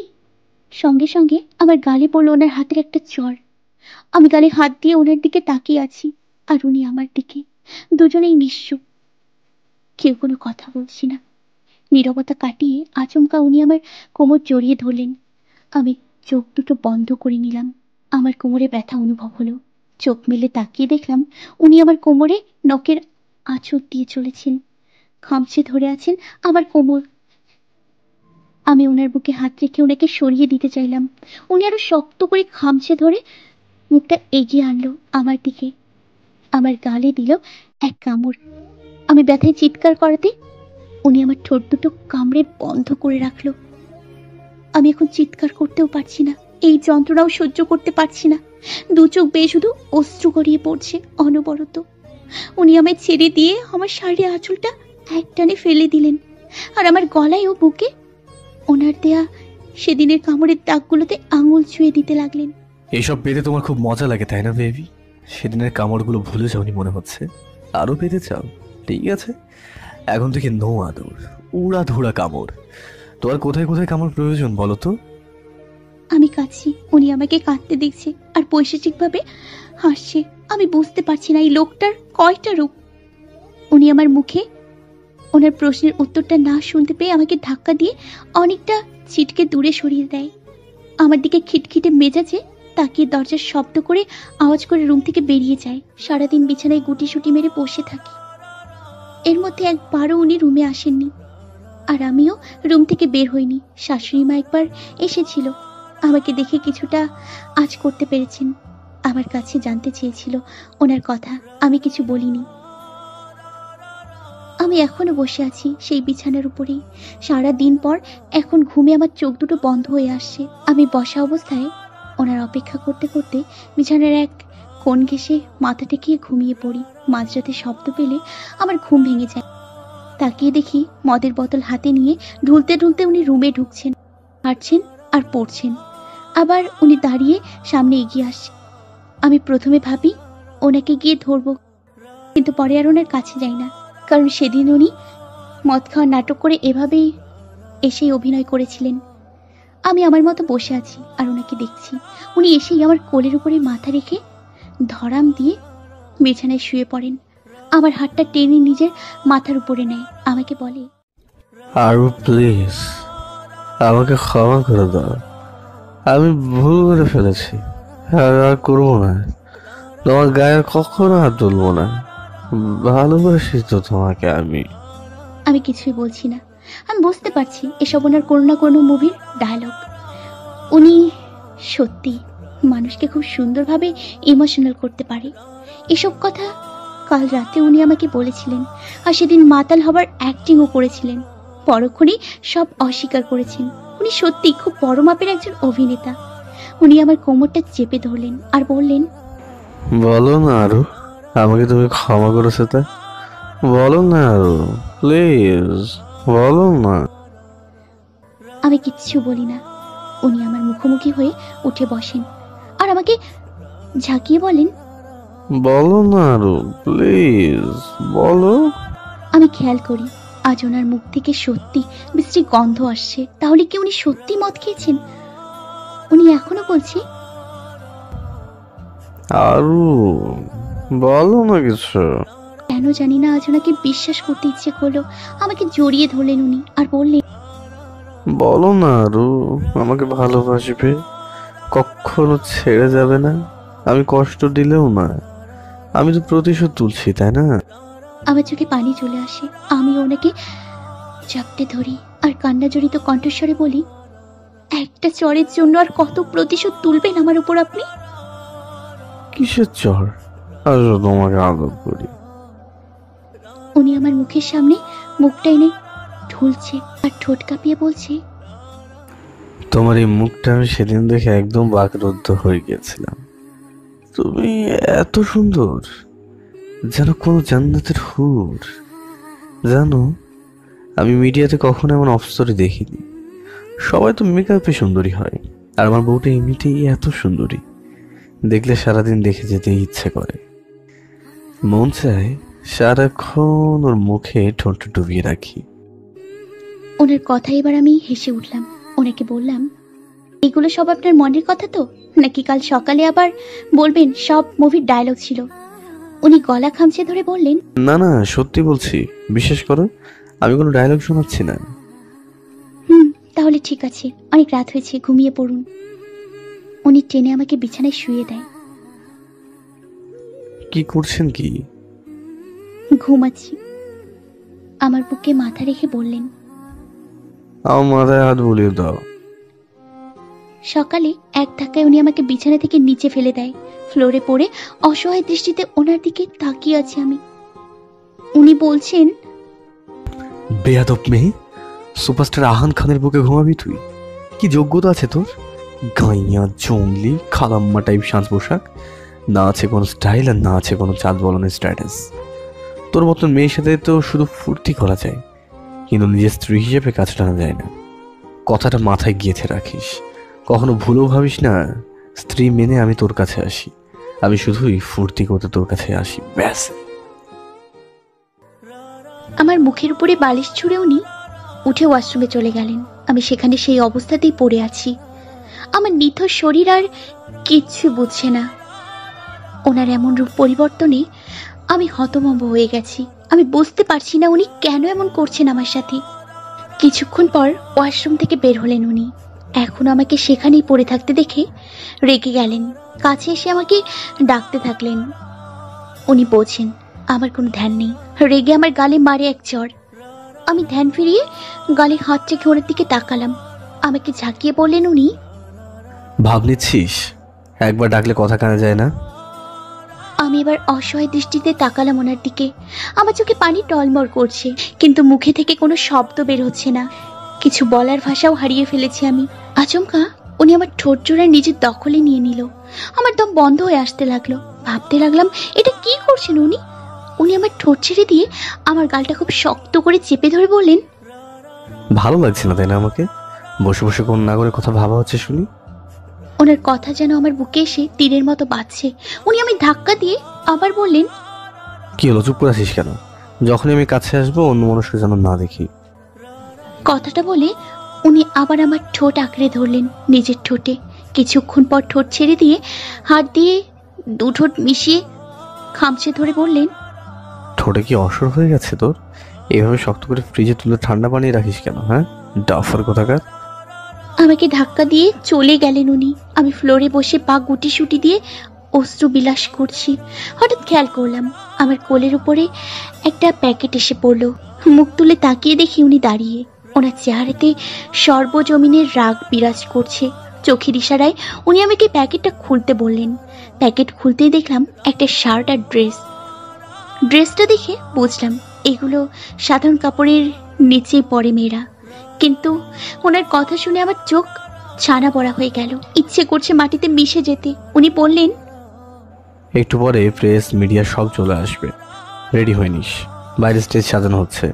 এই ড্রেসটা পরেই তোকে আমার সাথে যেতে হবে, কিন্তু জুয়েলার্সের সাথে ফটোশ্যুট করা হবে। আমি কন্ট্রাক্ট পেপারে সাইন করে দিয়েছি, তুই পরে করে দিস। আজকের জন্য এই ড্রেসটা পারফেক্ট। আসুন, এরকম কোমর ধুলে হাঁটার চেষ্টা করিস। হিল পরে হাঁটতে পারবি না, জানি যেটা আমি। তুই রেডি হয়ে আয়, আমি তোকে কোলে করেই শুটিংটা করবো। ওনার কথা শুনে আমার পায়ের নিচ থেকে মাটি সরে যাচ্ছে। কি বলছেন কি উনি? আমি যে পরপুরুষের সামনে যাই না, উনি কি সেটা জানেন না? তাহলে কেন এমন করছেন উনি? হে আল্লাহ, এটা হবার আগে তুমি আমার মৃত্যু দাও, আর পারছি না সইতে আমি। উনি আমার হাত শক্ত করে টেনে ধরলেন। আমার মুখটা নিজের দিকে টেনে গলা শক্ত করে চেপে ধরে বললেন, 10 কোটি টাকার কন্ট্রাক্ট, সুপারস্টার আহান খান, সাথে তার ওয়াইফ। এমন মডেল হাতছাড়া করতে চান না জুয়েলার্সের মালিক। শুটিংয়ের থিমও ভাবা হয়ে গেছে আমার। তোকে কোলে করে স্টেজে নিয়ে যাব।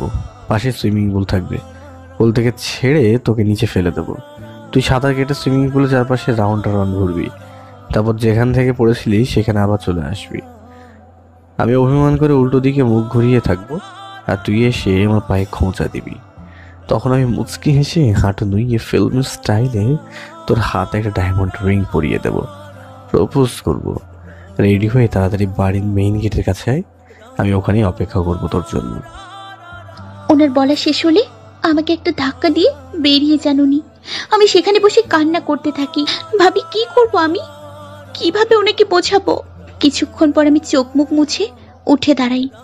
মনে মনে ভাবি উনি আমার স্বামী, ওনার আদেশ অমান্য করলে আমার আল্লাহ অসন্তুষ্ট হবেন। আমি যদি এখন এখান থেকে পালিয়ে যাই তাহলে ওনার অসম্মান হবে, ওনাকে নিয়ে উল্টাপাল্টা অনেক নিউজ বানানো হবে। উনি যদি রেগে আমাকে নিজে থেকে দূরে সরিয়ে দেয়, শুনেছি সেলিব্রিটিরা যখন তখন ডিভোর্স দিয়ে দেয়, আবার বিয়ে করে, কিন্তু আমি যে ওনাকে ভালোবেসে ফেলেছি, এখন আমি চাইলেও ওনার থেকে পালাতে পারবো না। আবার এমন পোশাক পরেও আমি ওনার সব আদেশ মানতে পারবো, সব অত্যাচার সহ্য করতে পারবো, কিন্তু যেটা ইসলামের নিষিদ্ধ আর হারাম সেটা কখনোই না। অনেক ভাবার পরে ওনাদের ড্রেসটা হাতে নিয়ে উঠে দাঁড়ালাম। আমি ড্রেসটা পরলাম আমার পরনের কাপড়ের নিচে, তারপর বোরখা পরে উপরে খিমার নিকাব বাঁধলাম, হাতে পায়ে মোজা দিয়ে শরীরের আপাদ মস্তক ঢেকে নিলাম। আয়নার সামনে দাঁড়িয়ে নিজেকে দেখছি এবার। হ্যাঁ, এটাই তো আমার সাজ। এই সাজটার জন্যই কতই না মার খেয়েছি মায়ের কাছে, কতই না গালি শুনেছি স্কুল কলেজে এমন সাজের জন্য। ক্লাসমেটদের হাসির কারণ হয়েছি। মনের মধ্যে প্রশান্তি লাগছে এখন। আজ আবার বাইরে যাব, মাথার উপরে খোলা আকাশটা দেখব। কেউ আমাকে খুঁটিয়ে দেখবে না, পর্যবেক্ষণ করবে না। আমি ধীর পায়ে রুম থেকে বের হচ্ছি। ভয়ে আমার হাত পা কাঁপাকাঁপি করছে। না জানি উনি আমায় আজ কি শাস্তি দেন। সমস্ত বাড়িতে মানুষ শূন্য, শাশুড়ি মা আজ বাড়িতে নেই। না জানি থাকলে আজ কি হতো। বাড়ির বাইরের বিশাল এরিয়া জুড়ে খুব সুন্দর করে সাজানো হয়েছে। দূর থেকে কানে ভেসে আসছে সকলের চিৎকার চেঁচামেচির আওয়াজ।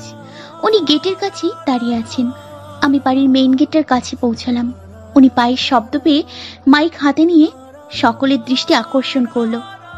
সকলে অধিক আগ্রহে আমাকে দেখার জন্য বসে আছে। আমি দরজা খুলতেই উনি ফিল্মি স্টাইলে বসে নিজের হাত বাড়িয়ে দিল, আর সকল লাইট ক্যামেরা আমাদের দুজনের উপর এসে পড়ল। উনি চোখ তুলে আমার দিকে তাকালো। ভ্যাবা চাকা খেয়ে গেল ওনার আখিদ্বয়।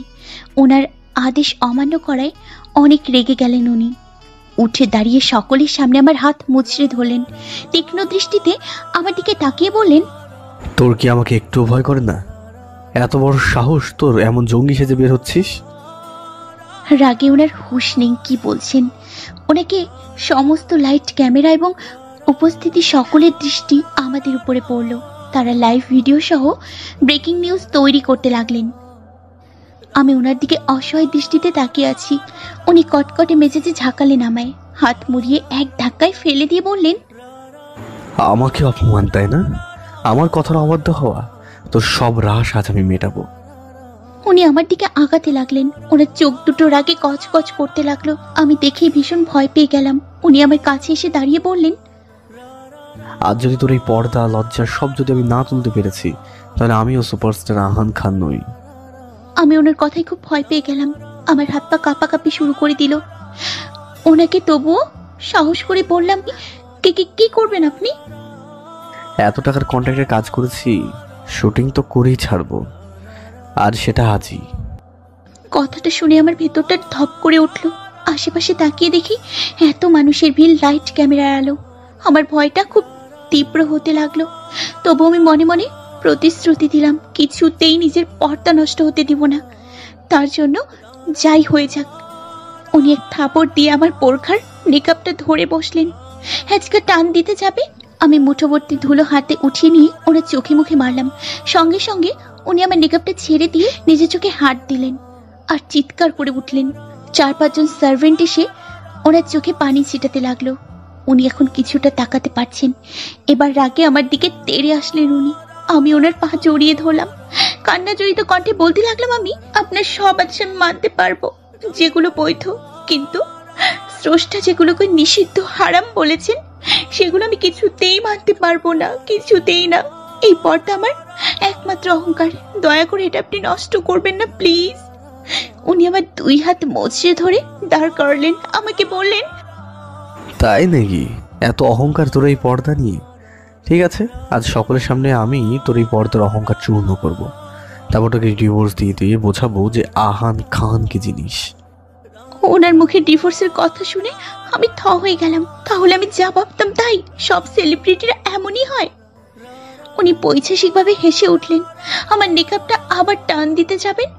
আমি ওনার হাতটা ধরে বসলাম। ওনার চোখের দিকে না তাকিয়ে নিচু দৃষ্টিতে বললাম, দিয়ে দিন ডিভোর্স। যেই স্বামী তার স্ত্রীর লজ্জা স্থান খোলামেলা ভাবে সকলের সামনে প্রদর্শন করতে চায়, স্ত্রী পর্দা করে জেনেও তার পর্দাকে সম্মান না করে স্ত্রীর হাতে অর্ধনগ্ন পোশাক তুলে দিয়ে বলে সেটা পরে মিডিয়ার সামনে আসতে, এমনকি স্ত্রীর সামনে অন্য নারীর মুখে চুমু খায়, এমন স্বামীর সাথে আমার থাকার কোনো মানেই হয় না। ভেবেছিলাম ভালোবাসা দিয়ে সব সম্ভব, আপনাকে নিজের মতো করে নিতে পারবো, কিন্তু না, এখন মনে হচ্ছে ভালোবাসাটাই সব না। ডিভোর্স যদিও খুব নিকৃষ্ট একটা মাধ্যম সম্পর্ক বিচ্ছেদের, তবু এটা সৃষ্টিকর্তার কাছে অন্তত বৈধ আর হালাল বলে বিবেচিত। স্বামী যদি স্ত্রীর সাথে খেয়ানত করে, পর নারীর সাথে ব্যভিচারে লিপ্ত হয়, তবে ওই স্বামীর শাস্তি হচ্ছে প্রস্ত্রাঘাতে হত্যা করা। আপনাদের আমি কিচ্ছু করতে পারবো না, তাই শুধু ডিভোর্স দিব। থাকুন আপনার এই বিশাল প্রাচুর্য নিয়ে আপনি। আমি আমার এই ছোট্ট দুনিয়ায় এর থেকে ভালো ছিলাম, চলে যাব আমি। একদমই কথাগুলো বলে আমি কাঁদতে থাকলাম। আমাকে অবাক করে দিয়ে আচমকা উনি এক ঝটকায় আমাকে নিজের বুকে টেনে নিলেন। আমার মাথাটা নিজের বুকে চেপে ধরে হাসি মুখে ঘুরে থাকালেন মিডিয়ার সামনে। সবাইকে উদ্দেশ্য করে হেসে বললেন,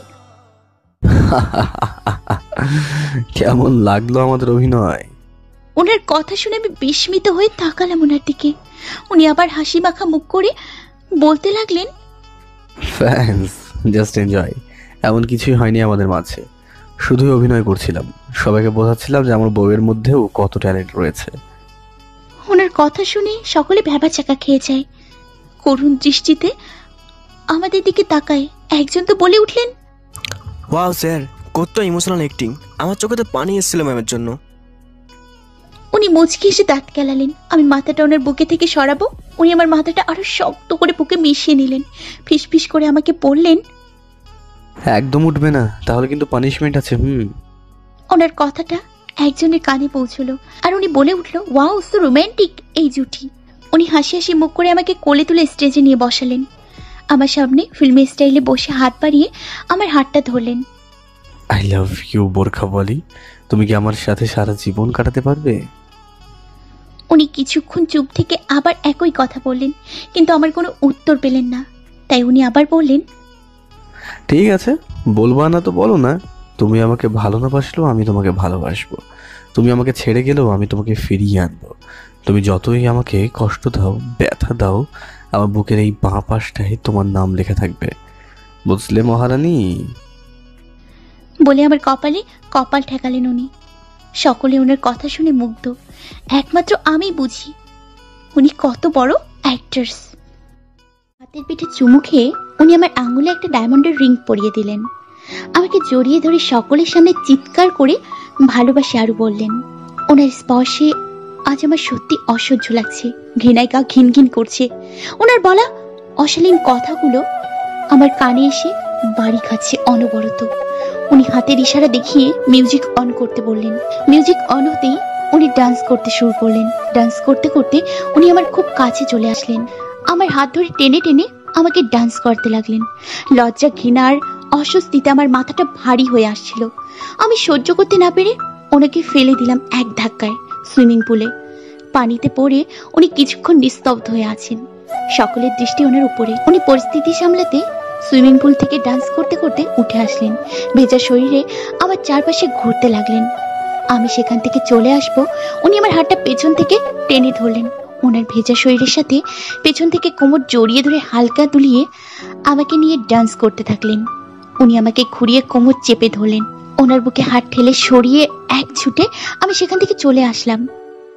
রুমের মধ্যে বসে আছি, অঝরে কান্না আসছে। এতগুলো মানুষের সামনে কিভাবে আমাকে নিয়ে ডান্স করলেন উনি। ভাবতে লজ্জায় মাটিতে মিশে যেতে ইচ্ছে করছে। এসব যদি ভাইরাল হয়ে যায় তাহলে কত মানুষ দেখবে। না না, এভাবে চলতে পারে না।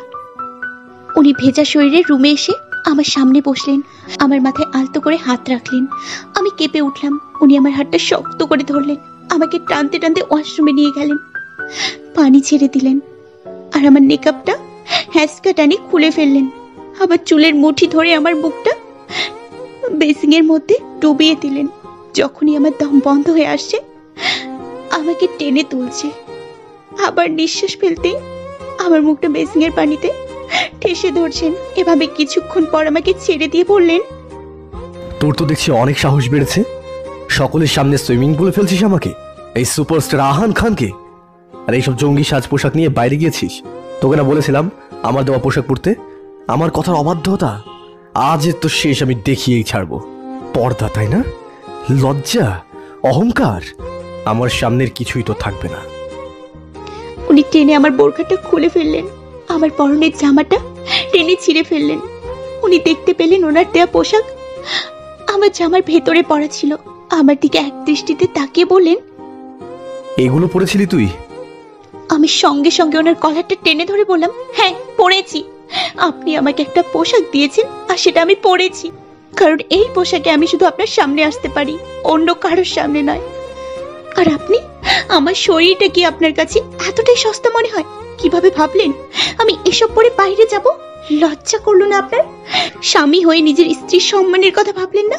আমার অর্ধনগ্ন শরীরটা মানুষকে দেখাবেন? আমার দিকে কোন নজর দেবে? সেটা কি আপনার ভালো লাগবে? ছি, ঘৃণা করছে আজ আপনাকে দেখলে, আমার গা খিনখিন করছে। এর চেয়ে আপনি আমার হাতে বিষ তুলে দিতেন, আমি আপনার একটা কথাই খেয়ে নিতাম। রাগে ওনার শার্টটা দু হাতে খামচে ধরে সবগুলো বোতাম ছিঁড়ে ফেললাম। উনি নিশ্চুপ হয়ে আমার দিকে তাকিয়ে আছেন। দু হাতে ওনার কাঁধ ধরে ঝাঁকিয়ে বললাম, আমি আর পারছি না এসব সহ্য করতে, আপনি আমাকে মুক্তি দিন। আপনার এত বড় দুনিয়ায় আমি আর থাকতে চাই না। আমি আমার ছোট্ট দুনিয়াতেই খুব ভালো ছিলাম। আর যাই হোক, কখনো আমার সম্মান নিয়ে এভাবে টানা হেঁচড়া কেউ করতো না। ডিভোর্স দিতে চাইছেন না? আমাকে দিয়ে দিন। আমার পক্ষে আর আপনার মতো নিকৃষ্ট মানুষের সাথে থাকা সম্ভব নয়।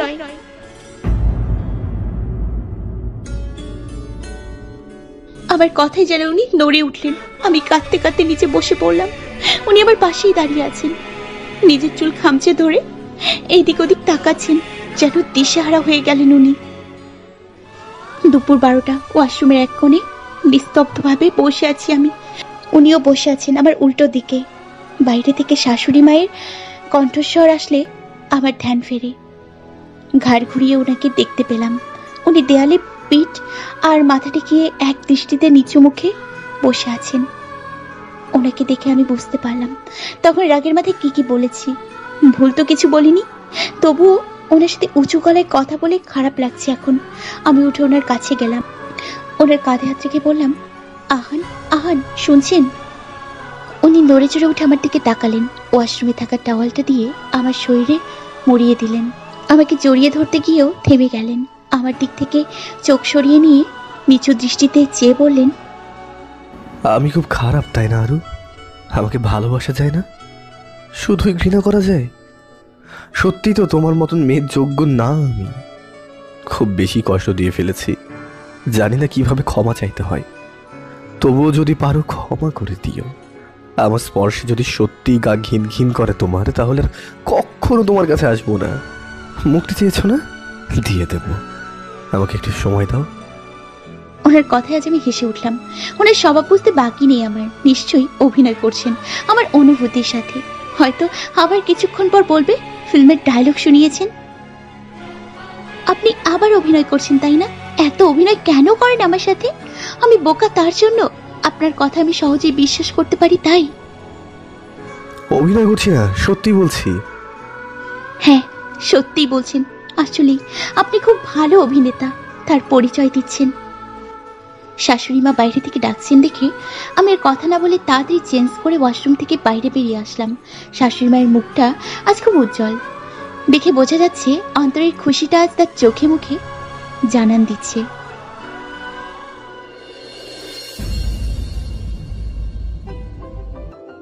কি হয়েছে মা? শাশুড়ি মা আমাকে জড়িয়ে ধরে একটা পেপারস আমার হাতে তুলে দিলেন। এটা কি মা? এটা মীরার বাবার বাড়ির ভাগের সম্পত্তির দলিল। উত্তরাধিকার সূত্রে এটা তোমারই পাওয়ার কথা। ভাবছি আহানের তো অনেক আছে, আর আহানের যা কিছু সবই তো তোমার। তাই এটা দিয়ে একটা ভালো কাজে লাগাবে, একটা অনাথ আশ্রম খুলবো যদি তুমি অনুমতি দাও। আসলে তোমার মায়ের খুব ইচ্ছা ছিল সামর্থ্য থাকলে একটা অনাথ আশ্রমটা করবার, তাই। আমি প্রশ্নসূচক দৃষ্টিতে তাকালাম। মা মীরাকে? আমি কি তাকে চিনি?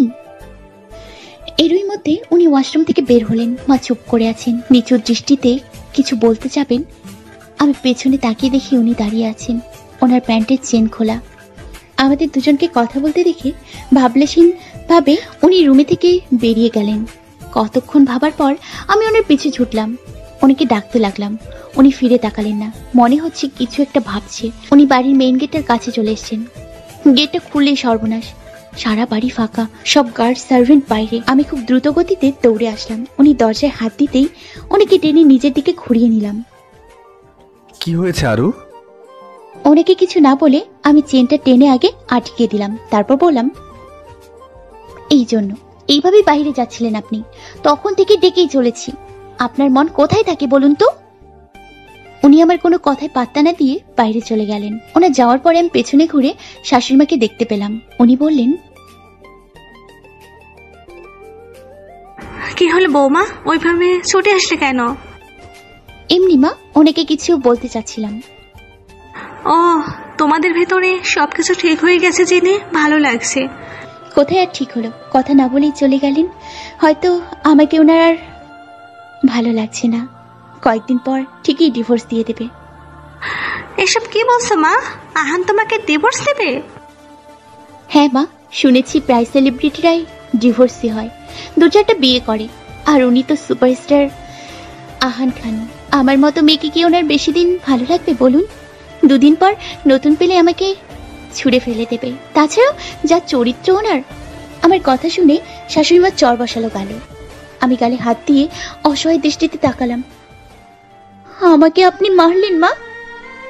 হ্যাঁ মারলাম। তোমার সাহস কি করে হয় আমার আহানকে নিয়ে এইভাবে বলার? তুমি জানো ও তোমাকে কতটা ভালোবাসে? তুমি যেটা করেছো ওর সাথে, তারপরেও ও তোমাকে ভালোবাসে। আমি শুধু তোমার মায়ের কথা ভেবে আর তোমার তখনকার বয়সের কথা বিবেচনা করে তোমাকে ক্ষমা করে দিয়েছি, কিন্তু আহান পারেনি ওই ধাক্কা কাটিয়ে উঠতে। গত 10 বছর ধরে আমি ওকে বিয়ে দিতে চেয়েছি, হাজার হাজার মেয়ে দেখেছি ওর জন্য, সব মেয়েকে ও রিজেক্ট করেছে। ও বারবার বলেছে বিয়ে করলে শুধু তোমাকেই করবে। ওর খুশির কথা ভেবেই তোমাকে নিজের পুত্রবোধ করেছি। ভেবেছিলাম তুমি তোমার মায়ের মতন হয়েছ। মীরার প্রতিচ্ছবি দেখেছি তোমার মধ্যে, কিন্তু তোমার ওই মুখে আমার আহানকে নিয়ে একদম এমন কথা বলবে না যেটা আমি সহ্য করতে পারবো না। কথাগুলো বলে শাশুড়িমা শাড়ির আঁচলে মুখ চেপে ধরে রুমের দিকে ছুটলেন। আমি ভাবছি কি করেছি আমি? আমার তো কিছুই মনে নেই। কে মীরা? তার সাথে কি সম্পর্ক আমার? দরজা খুলুন মা, প্লিজ দরজা খুলুন। কি করেছি আমাকে?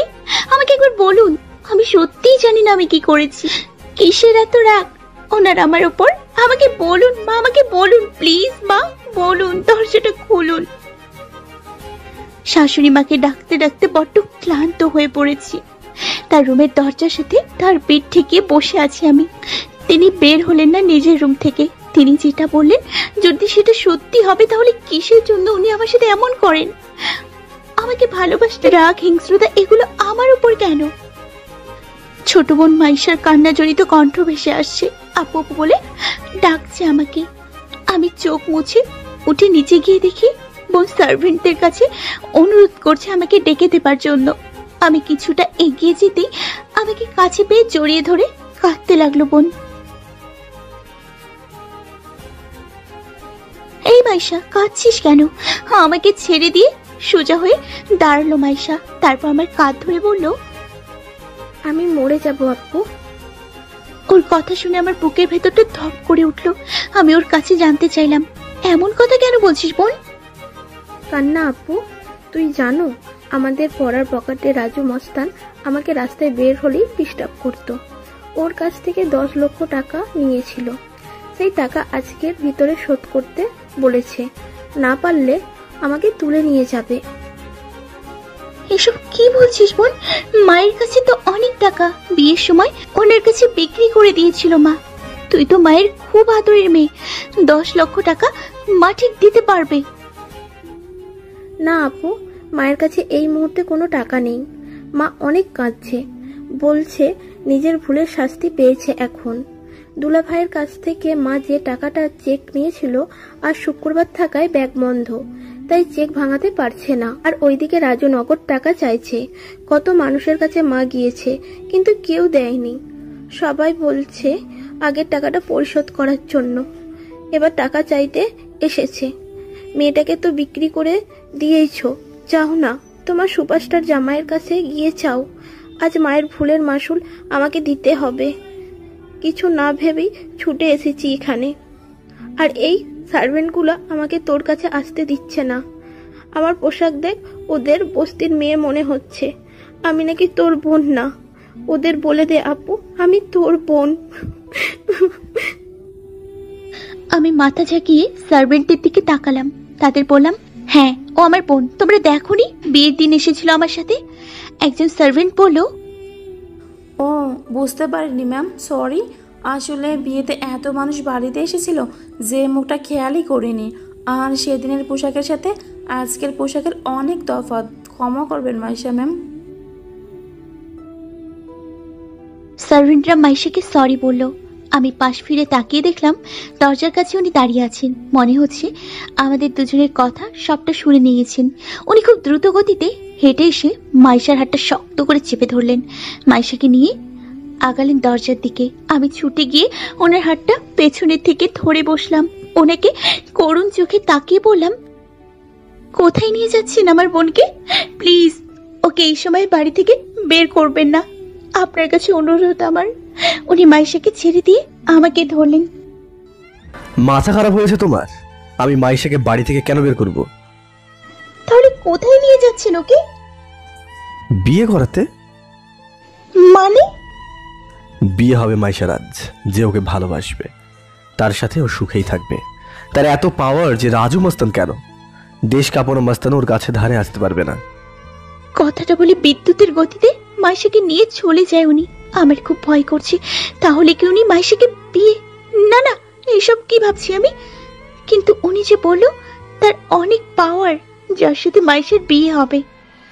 সারা দিন ওনাকে নিয়ে ভেবেছি, বোনকে নিয়ে কোথায় গেলেন উনি। আমি যা ভাবছি যেন সেটা সত্যি না হয়। রাত 10টার পর উনি ফিরলেন, ওনার হাতে আজও মদের বোতল। সারাদিন কি কি করেছেন কে জানে। রুমের মধ্যে ঢুকতে ঢুকতে আমার পায়ের কাছে এসে করুণ গলায় বললেন আমাকে, জানো আরু, মাইশার বিয়ে দিয়ে দিয়েছি রকস্টার রুহানের সাথে, যার কণ্ঠে সারা পৃথিবী পাগল। আমাদের বিয়েতে ইনভাইট করেছিলাম তাকে, আসতে পারবে কিনা শিওর ছিল না, কিন্তু যখন এসেছিল রুহানের চোখ তোমার বোনকে দেখে আটকে গিয়েছিল।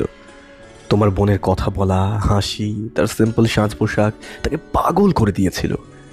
যেই রুহানের একটা কনসার্টের টিকিটের জন্য দেশ বিদেশের বড় বড় সেলিব্রিটিরা মরিয়া হয়ে ওঠে, সেই রুহান তোমার বোনের জন্য আমাকে দিনে 30-40 বার কল করত, তোমার বোনের খোঁজ খবর নিত। আসলে ভালোবাসাটা এমনই হয়, মানুষের সুখ, শান্তি, ভালো থাকা সবই একজনকে ঘিরেই থাকে। আমার ভালোবাসাটা হয়তো তোমার যোগ্য না।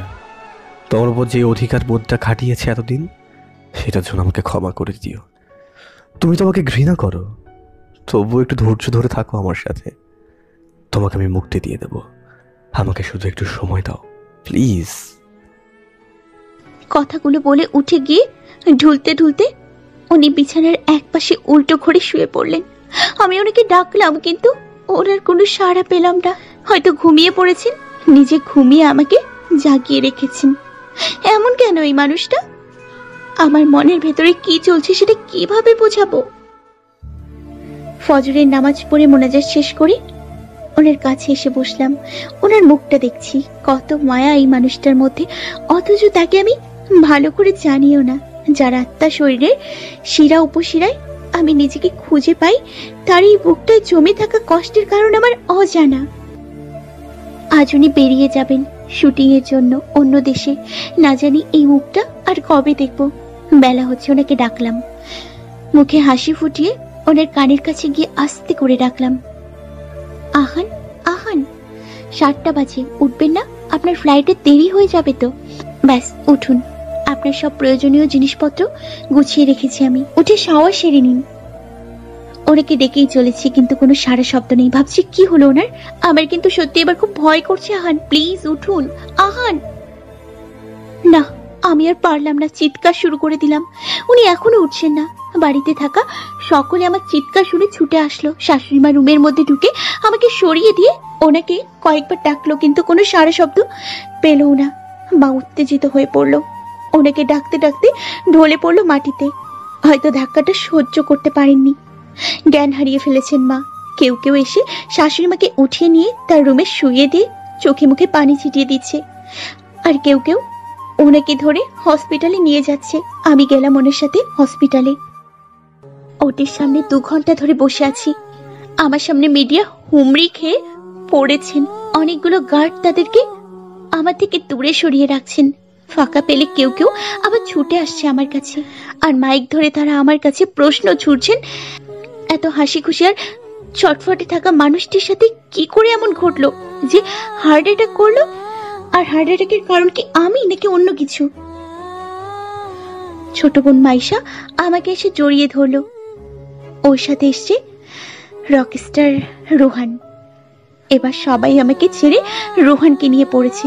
রিসেপশনের টিভির স্ক্রিনে তাকিয়ে দেখি সরাসরি ব্রেকিং নিউজ চলছে। লাইভ ভিডিওতে আমাকেই দেখাচ্ছে, সাথে রুহান মাইশাকেও। রুহানের সাথে যেই মেয়েটা এসছে সে কে? আর মেয়েটার সাথে সুপারস্টার আহান খানের স্ত্রীর কি সম্পর্ক? একটার পর একটা প্রশ্ন করে চলছে রুহানকে তারা। পিঠে চুমু খেয়ে উনি আমার আঙুলে একটা ডায়মন্ডের রিং পরিয়ে দিলেন। আমাকে জড়িয়ে ধরে সকলের সামনে চিৎকার করে ভালোবাসে আরো বললেন। ওনার স্পর্শে আজ আমার সত্যি অসহ্য লাগছে, ঘৃণায় গা ঘিন ঘিন করছে। ওনার বলা অশালীন কথাগুলো আমার কানে এসে বাড়ি খাচ্ছে অনবরত। উনি হাতের ইশারা দেখিয়ে মিউজিক অন করতে বললেন। মিউজিক অন হতেই উনি ডান্স করতে শুরু করলেন। ডান্স করতে করতে উনি আমার খুব কাছে চলে আসলেন। আমার হাত ধরে টেনে টেনে আমাকে ডান্স করতে লাগলেন। লজ্জা, ঘৃণার অস্বস্তিতে আমার মাথাটা ভারী হয়ে আসছিল। আমি সহ্য করতে না পেরে ওনাকে ফেলে দিলাম এক ধাক্কায় সুইমিং পুলে। পানিতে পড়ে উনি কিছুক্ষণ নিস্তব্ধ হয়ে আছেন, সকলের দৃষ্টি ওনার উপরে। উনি পরিস্থিতি সামলাতে সুইমিং পুল থেকে ডান্স করতে করতে উঠে আসলেন। ভেজা শরীরে আমার চারপাশে ঘুরতে লাগলেন।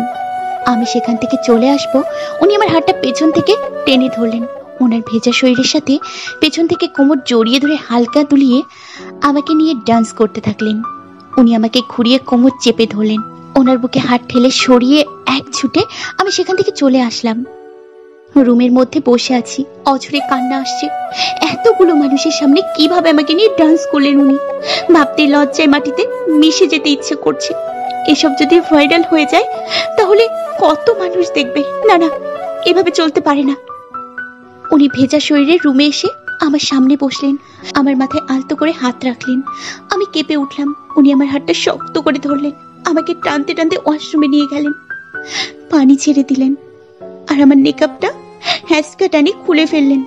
আবার চুলের মুঠি ধরে আমার মুখটা বেসিং এর মধ্যে ডুবিয়ে দিলেন। যখনই আমার দম বন্ধ হয়ে আসছে আমাকে টেনে তুলছে। আবার নিঃশ্বাস ফেলতেই আমার মুখটা বেসিং এর পানিতে ঠেসে ধরছেন। এভাবে কিছুক্ষণ পর আমাকে ছেড়ে দিয়ে বললেন, তোর তো দেখছি অনেক সাহস বেড়েছে, সকলের সামনে সুইমিং পুলে ফেলছিস আমাকে, এই সুপারস্টার আহান খানকে। আর এইসব জঙ্গি সাজ পোশাক নিয়ে বাইরে গিয়েছিস। তোকে না বলেছিলাম আমার দেওয়া পোশাক পরতে? আমার কথার অবাধ্যতা আজ তো শেষ, আমি দেখিয়েই ছাড়বো। পর্দা, তাই না?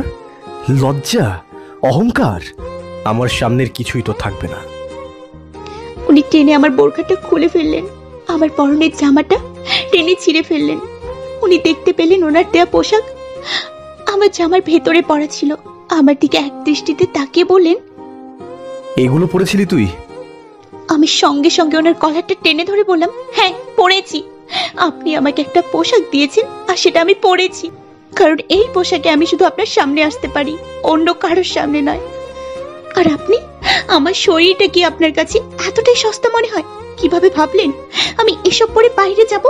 লজ্জা করলো না আপনার? স্বামী হয়ে নিজের স্ত্রীর সম্মানের কথা ভাবলেন না? আমার অর্ধনগ্ন শরীরটা মানুষকে দেখাবেন, আমার দিকে কোন নজর দেবে? সেটা কি আপনার ভালো লাগবে? ছি, ঘৃণা করছে আজ আপনাকে দেখলে, আমার গা খিনখিন করছে। এর চেয়ে আপনি আমার হাতে বিষ তুলে দিতেন, আমি আপনার একটা কথাই খেয়ে নিতাম। রাগে ওনার শার্টটা দু হাতে খামছে ধরে সবগুলো বোতাম ছিঁড়ে ফেললাম। উনি নিশ্চুপ হয়ে আমার দিকে তাকিয়ে আছেন। দু হাতে ওনার কাঁধ ধরে ঝাঁকিয়ে বললাম, আমি আর পারছি না এসব সহ্য করতে, আপনি আমাকে মুক্তি দিন। আপনার এত বড় দুনিয়ায় আমি আর থাকতে চাই না। আমি আমার ছোট্ট দুনিয়াতেই খুব ভালো ছিলাম। আর যাই হোক, কখনো আমার সম্মান নিয়ে এভাবে টানা হেঁচড়া কেউ করতো না। ডিভোর্স দিতে চাইছেন না? আমাকে দিয়ে দিন।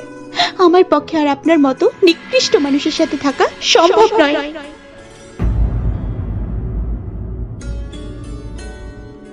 আমার কথাই যেন উনি নড়ে উঠলেন। আমি কাঁদতে কাঁদতে নিচে বসে পড়লাম। উনি আমার পাশেই দাঁড়িয়ে আছেন, নিজের চুল খামচে ধরে এইদিক ওদিক তাকাচ্ছেন, যেন দিশেহারা হয়ে গেলেন উনি। দুপুর 12টা, ওয়াশরুমের এক কোণে নিস্তব্ধভাবে বসে আছি আমি। উনিও বসে আছেন আমার উল্টো দিকে। বাইরে থেকে শাশুড়ি মায়ের কণ্ঠস্বর আসলে আমার ধ্যান ফেরে। ঘাড় ঘুরিয়ে ওনাকে দেখতে পেলাম। উনি দেয়ালে পিঠ আর মাথা টেকিয়ে এক দৃষ্টিতে নিচু মুখে বসে আছেন। ওনাকে দেখে আমি বুঝতে পারলাম তখন রাগের মাথায় কি কি বলেছি। ভুল তো কিছু বলিনি, তবুও ওনার সাথে উঁচু গলায় কথা বলে খারাপ লাগছে এখন। আমি উঠে ওনার কাছে গেলাম, ওনার কাঁধে হাত রেখে বললাম, আহান আহান শুনছেন? উনি নড়ে চড়ে উঠে আমার দিকে তাকালেন, ওয়াশরুমে থাকা টাওয়ালটা দিয়ে আমার শরীরে মুড়িয়ে দিলেন। আমাকে জড়িয়ে ধরতে গিয়েও থেমে গেলেন। আমার দিক থেকে চোখ সরিয়ে নিয়ে নিচু দৃষ্টিতে চেয়ে বললেন, আমি খুব খারাপ তাই না আরু? আমাকে ভালোবাসা যায় না, শুধুই ঘৃণা করা যায়? সত্যি তো তোমার মতন মেয়ের যোগ্য না আমি। খুব বেশি কষ্ট দিয়ে ফেলেছি, জানি না কিভাবে ক্ষমা চাইতে হয়। তবুও যদি পারো ক্ষমা করে দিও। আমার স্পর্শে যদি সত্যি গা ঘিন ঘিন করে তোমার, তাহলে আর কখনো তোমার কাছে আসবো না। মুক্তি চেয়েছো না, দিয়ে দেব। আমাকে একটু সময় দাও। ওনার কথায় আজ আমি হেসে উঠলাম। ওনার স্বভাব বুঝতে বাকি নেই আমার। নিশ্চয়ই অভিনয় করছেন আমার অনুভূতির সাথে। হয়তো আবার কিছুক্ষণ পর বলবে, ফিল্মের ডায়লগ শুনিয়েছেন, আপনি আবার অভিনয় করছেন তাই না? এত অভিনয় কেন করেন আমার সাথে? আমি বোকা তার জন্য? আপনার কথা আমি সহজেই বিশ্বাস করতে পারি তাই? অভিনয় করছি না, সত্যি বলছি। হ্যাঁ, সত্যি বলছেন। আসলে আপনি খুব ভালো অভিনেতা, তার পরিচয় দিচ্ছেন। শাশুড়ি মা বাইরে থেকে ডাকছেন দেখে আমি আর কথা না বলে তাড়াতাড়ি চেঞ্জ করে ওয়াশরুম থেকে বাইরে বেরিয়ে আসলাম। শাশুড়ি মায়ের মুখটা আজ খুব উজ্জ্বল, দেখে বোঝা যাচ্ছে অন্তরের খুশিটা আজ তার চোখে মুখে জানান দিচ্ছে।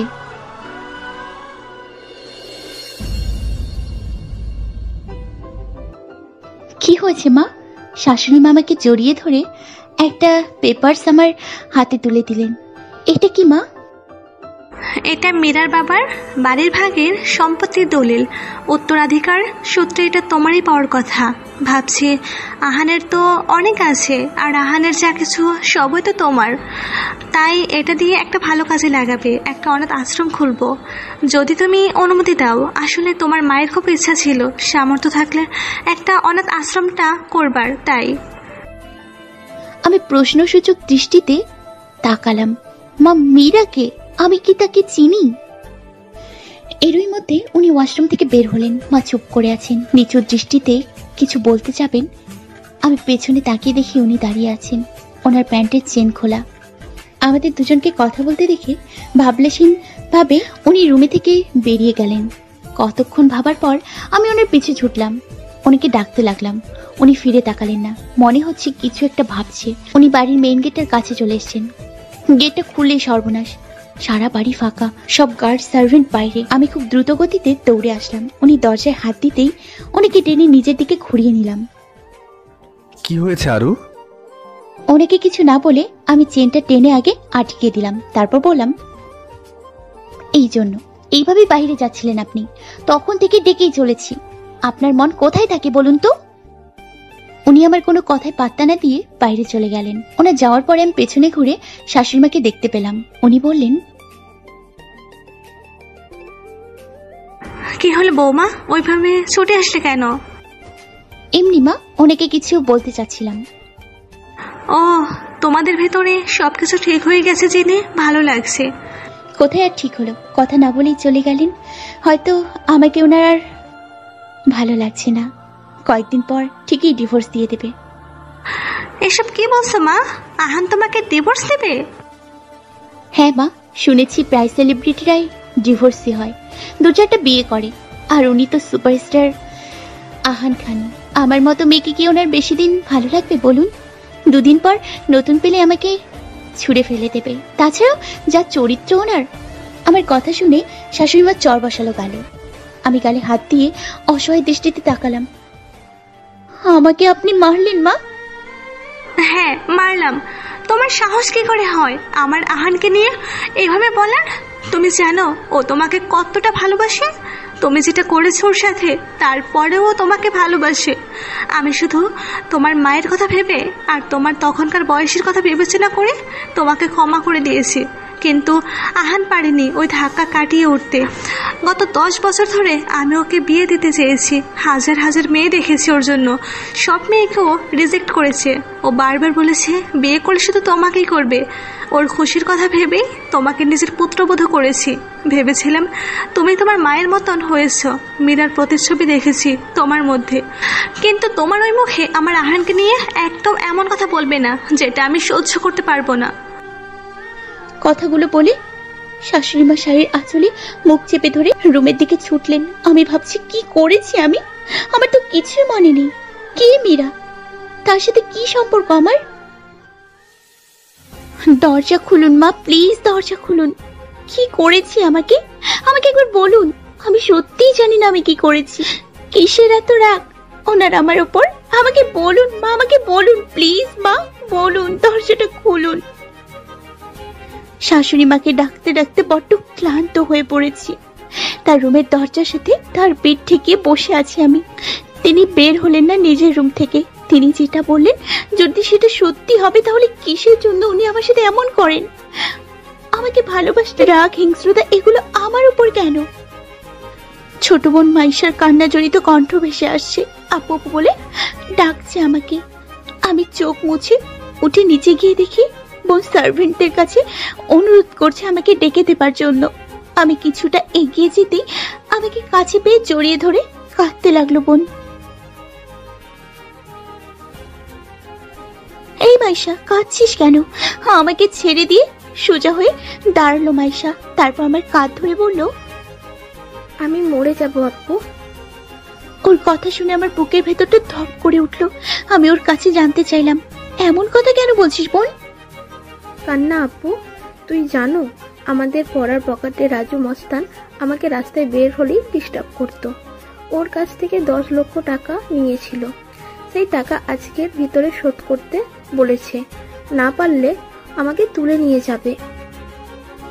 এসব কি বলছিস বোন? মায়ের কাছে তো অনেক টাকা বিয়ের সময় ওনার কাছে বিক্রি করে দিয়েছিল মা। তুই তো মায়ের খুব আদরের মেয়ে, 10 লক্ষ টাকা মা ঠিক দিতে পারবে? না আপু, মায়ের কাছে এই মুহূর্তে কোনো টাকা নেই। মা অনেক কাঁদছে, বলছে নিজের ভুলের শাস্তি পেয়েছে এখন। দুলা ভাইয়ের কাছ থেকে মা যে টাকাটা চেক নিয়েছিল আর শুক্রবার থাকায় ব্যাগ বন্ধ, তাই চেক ভাঙাতে পারছে না। আর ওইদিকে রাজু নগদ টাকা চাইছে। কত মানুষের কাছে মা গিয়েছে কিন্তু কেউ দেয়নি। সবাই বলছে আগের টাকাটা পরিশোধ করার জন্য। এবার টাকা চাইতে এসেছে। মেয়েটাকে তো বিক্রি করে দিয়েছ, চাও না তোমার সুপারস্টার জামাইয়ের কাছে গিয়ে চাও। আজ মায়ের ভুলের মাসুল আমাকে দিতে হবে। কিছু না ভেবেই ছুটে এসেছি এখানে। আর এই সার্ভেন্টগুলো আমাকে তোর কাছে আসতে দিচ্ছে না। আমার পোশাক দেখ, ওদের বস্তির মেয়ে মনে হচ্ছে। আমি নাকি তোর বোন না। ওদের বলে দে আপু, আমি তোর বোন। আমি মাথা ঝাঁকিয়ে সার্ভেন্টদের দিকে তাকালাম। তাদের বললাম, হ্যাঁ ও আমার বোন। তোমরা দেখোনি বিয়ের দিন এসেছিল আমার সাথে? একজন সার্ভেন্ট বলল, ও বুঝতে পারিনি ম্যাম, সরি। আসলে বিয়েতে এত মানুষ বাড়িতে এসেছিল যে মুখটা খেয়ালই করিনি। আর সেদিনের পোশাকের সাথে আজকের পোশাকের অনেক তফাৎ, ক্ষমা করবেন মাইশা ম্যাম। সার্ভেন্টরা মাইশাকে সরি বলল। আমি পাশ ফিরে তাকিয়ে দেখলাম দরজার কাছে উনি দাঁড়িয়ে আছেন। মনে হচ্ছে আমাদের দুজনের কথা সবটা শুনে নিয়েছেন। উনি খুব দ্রুত গতিতে হেঁটে এসে মাইশার হাতটা শক্ত করে চেপে ধরলেন। মাইশাকে নিয়ে আগালেন দরজার দিকে। আমি ছুটে গিয়ে ওনার হাতটা পেছনের থেকে ধরে বসলাম। ওনাকে করুণ চোখে তাকিয়ে বললাম, কোথায় নিয়ে যাচ্ছেন আমার বোনকে? প্লিজ ওকে এই সময় বাড়ি থেকে বের করবেন না। আপনার কাছে অনুরোধ আমার। উনি মাইশাকে ছেড়ে দিয়ে আমাকে ধরলেন। মাথা খারাপ হয়েছে তোমার? আমি মাইশাকে বাড়ি থেকে কেন বের করব? তাহলে কোথায় নিয়ে যাচ্ছেন ওকে? বিয়ে করাতে। মানে? বিয়ে হবে মাইশার আজ, যে ওকে ভালোবাসবে, তার সাথে ও সুখেই থাকবে। তার এত পাওয়ার যে রাজু মস্তান কেন, দেশ কাঁপানো মস্তান ওর কাছে ধারে আসতে পারবে না। কথাটা বলে বিদ্যুতের গতিতে মাইশাকে নিয়ে চলে যায় উনি। আমার খুব ভয় করছে। তাহলে কি উনি মাইশাকে বিয়ে? না না, এসব কি ভাবছি আমি? কিন্তু উনি যে বলল তার অনেক পাওয়ার, যার সাথে মাইশার বিয়ে হবে। সারাদিন ওনাকে নিয়ে ভেবেছি, বোনকে নিয়ে কোথায় গেলেন উনি? আমি যা ভাবছি যেন সেটা সত্যি না হয়। রাত 10টার পর উনি ফিরলেন। ওনার হাতে আজও মদের বোতল। সারাদিন কি কি করেছেন কে জানে। রুমের মধ্যে ঢুকতে ঢুকতে আমার পায়ের কাছে এসে করুণ গলায় বললেন আমাকে, জানো আরু, মাইশার বিয়ে দিয়ে দিয়েছি রকস্টার রুহানের সাথে, যার কণ্ঠে সারা পৃথিবী পাগল। আমাদের বিয়েতে ইনভাইট করেছিলাম তাকে, আসতে পারবে কিনা শিওর ছিল না, কিন্তু যখন এসেছিল রুহানের চোখ তোমার বোনকে দেখে আটকে গিয়েছিল। তোমার বোনের কথা বলা, হাসি, তার সিম্পল সাজ পোশাক তাকে পাগল করে দিয়েছিল। যে রুহানের একটা কনসার্টের টিকিটের জন্য দেশ বিদেশের বড় বড় সেলিব্রিটিরা মরিয়া হয়ে ওঠে, সেই রুহান তোমার বোনের জন্য আমাকে দিনে 30-40 বার কল করত, তোমার বোনের খোঁজ খবর নিত। আসলে ভালোবাসাটা এমনই হয়, মানুষের সুখ, শান্তি, ভালো থাকা সবই একজনকে ঘিরেই থাকে। আমার ভালোবাসাটা হয়তো তোমার যোগ্য না। তোমার উপর যে অধিকার বোধটা খাটিয়েছে এতদিন, সেটার জন্য আমাকে ক্ষমা করে দিও। তুমি তোমাকে ঘৃণা করো, তবুও একটু ধৈর্য ধরে থাকো আমার সাথে। তোমাকে আমি মুক্তি দিয়ে দেব, আমাকে শুধু একটু সময় দাও প্লিজ। কথাগুলো বলে উঠে গিয়ে ঢুলতে ঢুলতে উনি বিছানার এক পাশে উল্টো ঘরে শুয়ে পড়লেন। আমি ওনাকে ডাকলাম, কিন্তু ওনার কোনো সাড়া পেলাম না। হয়তো ঘুমিয়ে পড়েছেন, নিজে ঘুমিয়ে আমাকে জাগিয়ে রেখেছেন। এমন কেন এই মানুষটা? আমার মনের ভেতরে কি চলছে সেটা কিভাবে বোঝাবো? ফজরের নামাজ পড়ে মোনাজাত শেষ করে ওনার কাছে এসে বসলাম। ওনার মুখটা দেখছি, কত মায়া এই মানুষটার মধ্যে, অথচ তাকে আমি ভালো করে জানিও না। যার আত্মা শরীরের শিরা উপশিরায় আমি নিজেকে খুঁজে পাই, তার এই বুকটায় জমে থাকা কষ্টের কারণ আমার অজানা। আজ উনি বেরিয়ে যাবেন শুটিং এর জন্য অন্য দেশে। না জানি এই মুখটা আর কবে দেখব। বেলা হচ্ছে, ওনাকে ডাকলাম। মুখে হাসি ফুটিয়ে ওনার কানের কাছে গিয়ে আস্তে করে ডাকলাম, আহান আহান। 7টা বাজে, উঠবেন না? আপনার ফ্লাইটে দেরি হয়ে যাবে তো। ব্যাস উঠুন, আপনার সব প্রয়োজনীয় জিনিসপত্র গুছিয়ে রেখেছি আমি। উঠে শাওয়ার সেরে নিন। ওনাকে ডেকেই চলেছি, কিন্তু কোনো সারা শব্দ নেই। ভাবছি কি হলো ওনার। আমার কিন্তু সত্যি এবার খুব ভয় করছে। আহান প্লিজ উঠুন, আহান। না, আমি আর পারলাম না, চিৎকার শুরু করে দিলাম। উনি এখনো উঠছেন না। বাড়িতে থাকা সকলে আমার চিৎকার শুনে ছুটে আসলো। শাশুড়ি মা রুমের মধ্যে ঢুকে আমাকে সরিয়ে দিয়ে ওনাকে কয়েকবার ডাকলো, কিন্তু কোনো সারা শব্দ পেলও না। মা উত্তেজিত হয়ে পড়লো, ওনাকে ডাকতে ডাকতে ঢলে পড়লো মাটিতে। হয়তো ধাক্কাটা সহ্য করতে পারেননি, জ্ঞান হারিয়ে ফেলেছেন মা। কেউ কেউ এসে শাশুড়ি মাকে উঠিয়ে নিয়ে তার রুমে শুইয়ে দিয়ে চোখে মুখে পানি ছিটিয়ে দিচ্ছে, আর কেউ কেউ ওনাকে ধরে হসপিটালে নিয়ে যাচ্ছে। আমি গেলাম ওনার সাথে হসপিটালে। ওটির সামনে 2 ঘন্টা ধরে বসে আছি। আমার সামনে মিডিয়া হুমড়ি খেয়ে পড়েছেন। অনেকগুলো গার্ড তাদেরকে আমার থেকে দূরে সরিয়ে রাখছেন।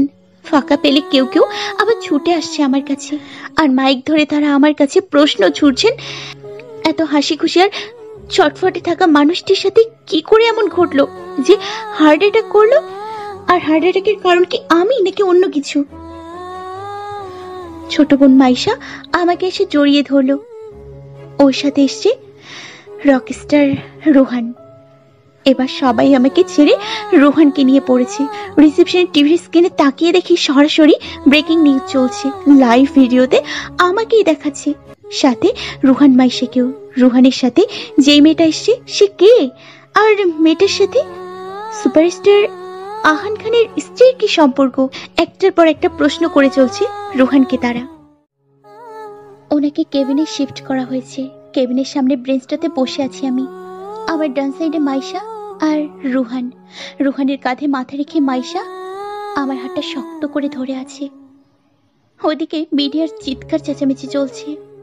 হসপিটালের বাইরে এসেছে এক ঝাঁক পাবলিক, যারা আহান আর রোহানের ফ্যান।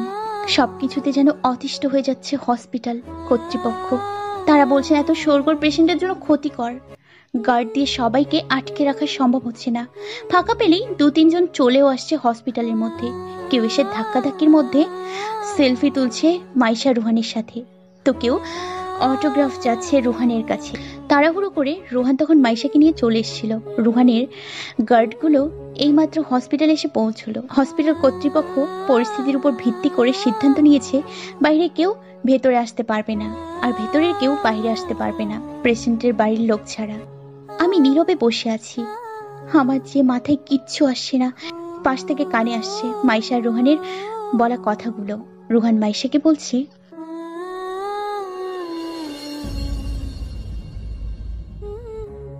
সকাল থেকে কিচ্ছু খাওনি, এইভাবে না খেয়ে থাকলে শরীরটা তো খারাপ করবে, চলো কিছু খেয়ে নেবে। মাইশা কান্না কণ্ঠে বলছে, না রোহন, প্লিজ আমাকে খেতে বলবেন না কিছু। আমার আপু কিছু খায়নি কাল থেকে, আমি কিভাবে খাবো? আমিও খাই নাই। কেন? আপনি কেন খাননি? তুমি না খেয়ে থাকবে আর আমি খেয়ে নেবো, এটা ভাবলে কি করে? কাঁধ থেকে মাথা উঠিয়ে মাইশা এক দৃষ্টিতে রোহানের দিকে তাকায়। রোহানের চোখে চোখ রাখলে মাইশার চোখটা ভিজে যায়। রোহান মাইশার চোখের পানি মুছে দিয়ে গলাটা আঁকড়ে ধরে বলে, এভাবে চোখের পানি ফেলবে না তো, আমার বুঝি কষ্ট হয় না? জানো তোমাকে আমি কতটা ভালোবাসি। মাইশার টলমল চোখে মাথাটা হালকা ঝাঁকিয়ে বলে, জানি তো। রোহানের বুকে মাথা রাখে মাইশা। কিছুক্ষণ পর ডাক্তার এসে বলেন ওনার জ্ঞান ফিরেছে, যে কোনো একজন দেখা করতে যেতে পারেন, কিন্তু বেশি শোরগোল করা যাবে না।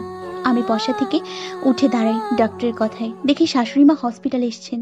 ছুটে এসে ডাক্তারের সামনে গিয়ে তিনি বললেন, আমি যাব ডক্টর, আমার ছেলেকে আমি দেখব। তার কথা শুনে আমি আবার বসে পড়লাম ব্রেঞ্চটাতে। মাইশা উঠে দাঁড়িয়ে কিছু বলতে যাবে, আমি হাত ধরে ওকে চোখের ইশারায় থামিয়ে দিয়ে ডক্টর শাশুড়িমাকে নিয়ে কেবিনে যায়। মাইশা আমাকে নিজের দিকে ঘুরিয়ে নিয়ে বলে, এটা কি করলি আপু? তোর যাওয়া উচিত ছিল। উনি কেন গেছেন? ছি মাইশা, এভাবে বলতে নেই। মা হন ওনার। তোর বিয়ে হয়েছে, তোকেও বুঝতে হবে স্বামীর উপরে স্ত্রীর যেমন অধিকার থাকে, মায়েরও তেমনই অধিকার থাকে। 30 বছর ধরে উনি আমার স্বামীর উপর নিজের মাতৃত্বের দায়িত্ব পালন করেছেন। কতই না ত্যাগ আর কষ্ট সহ্য করেছেন ওনাকে গড়ে তুলতে, যেগুলো আমার অজানা। আমাদের সম্পর্ক মাত্র কয়েকটা দিনের। এই সম্পর্কের চেয়েও ওনাদের মা ছেলের সম্পর্ক অনেক গুণে বড়। ছেলের এমন অসুস্থতায় কোনো মা শান্ত থাকতে পারে না।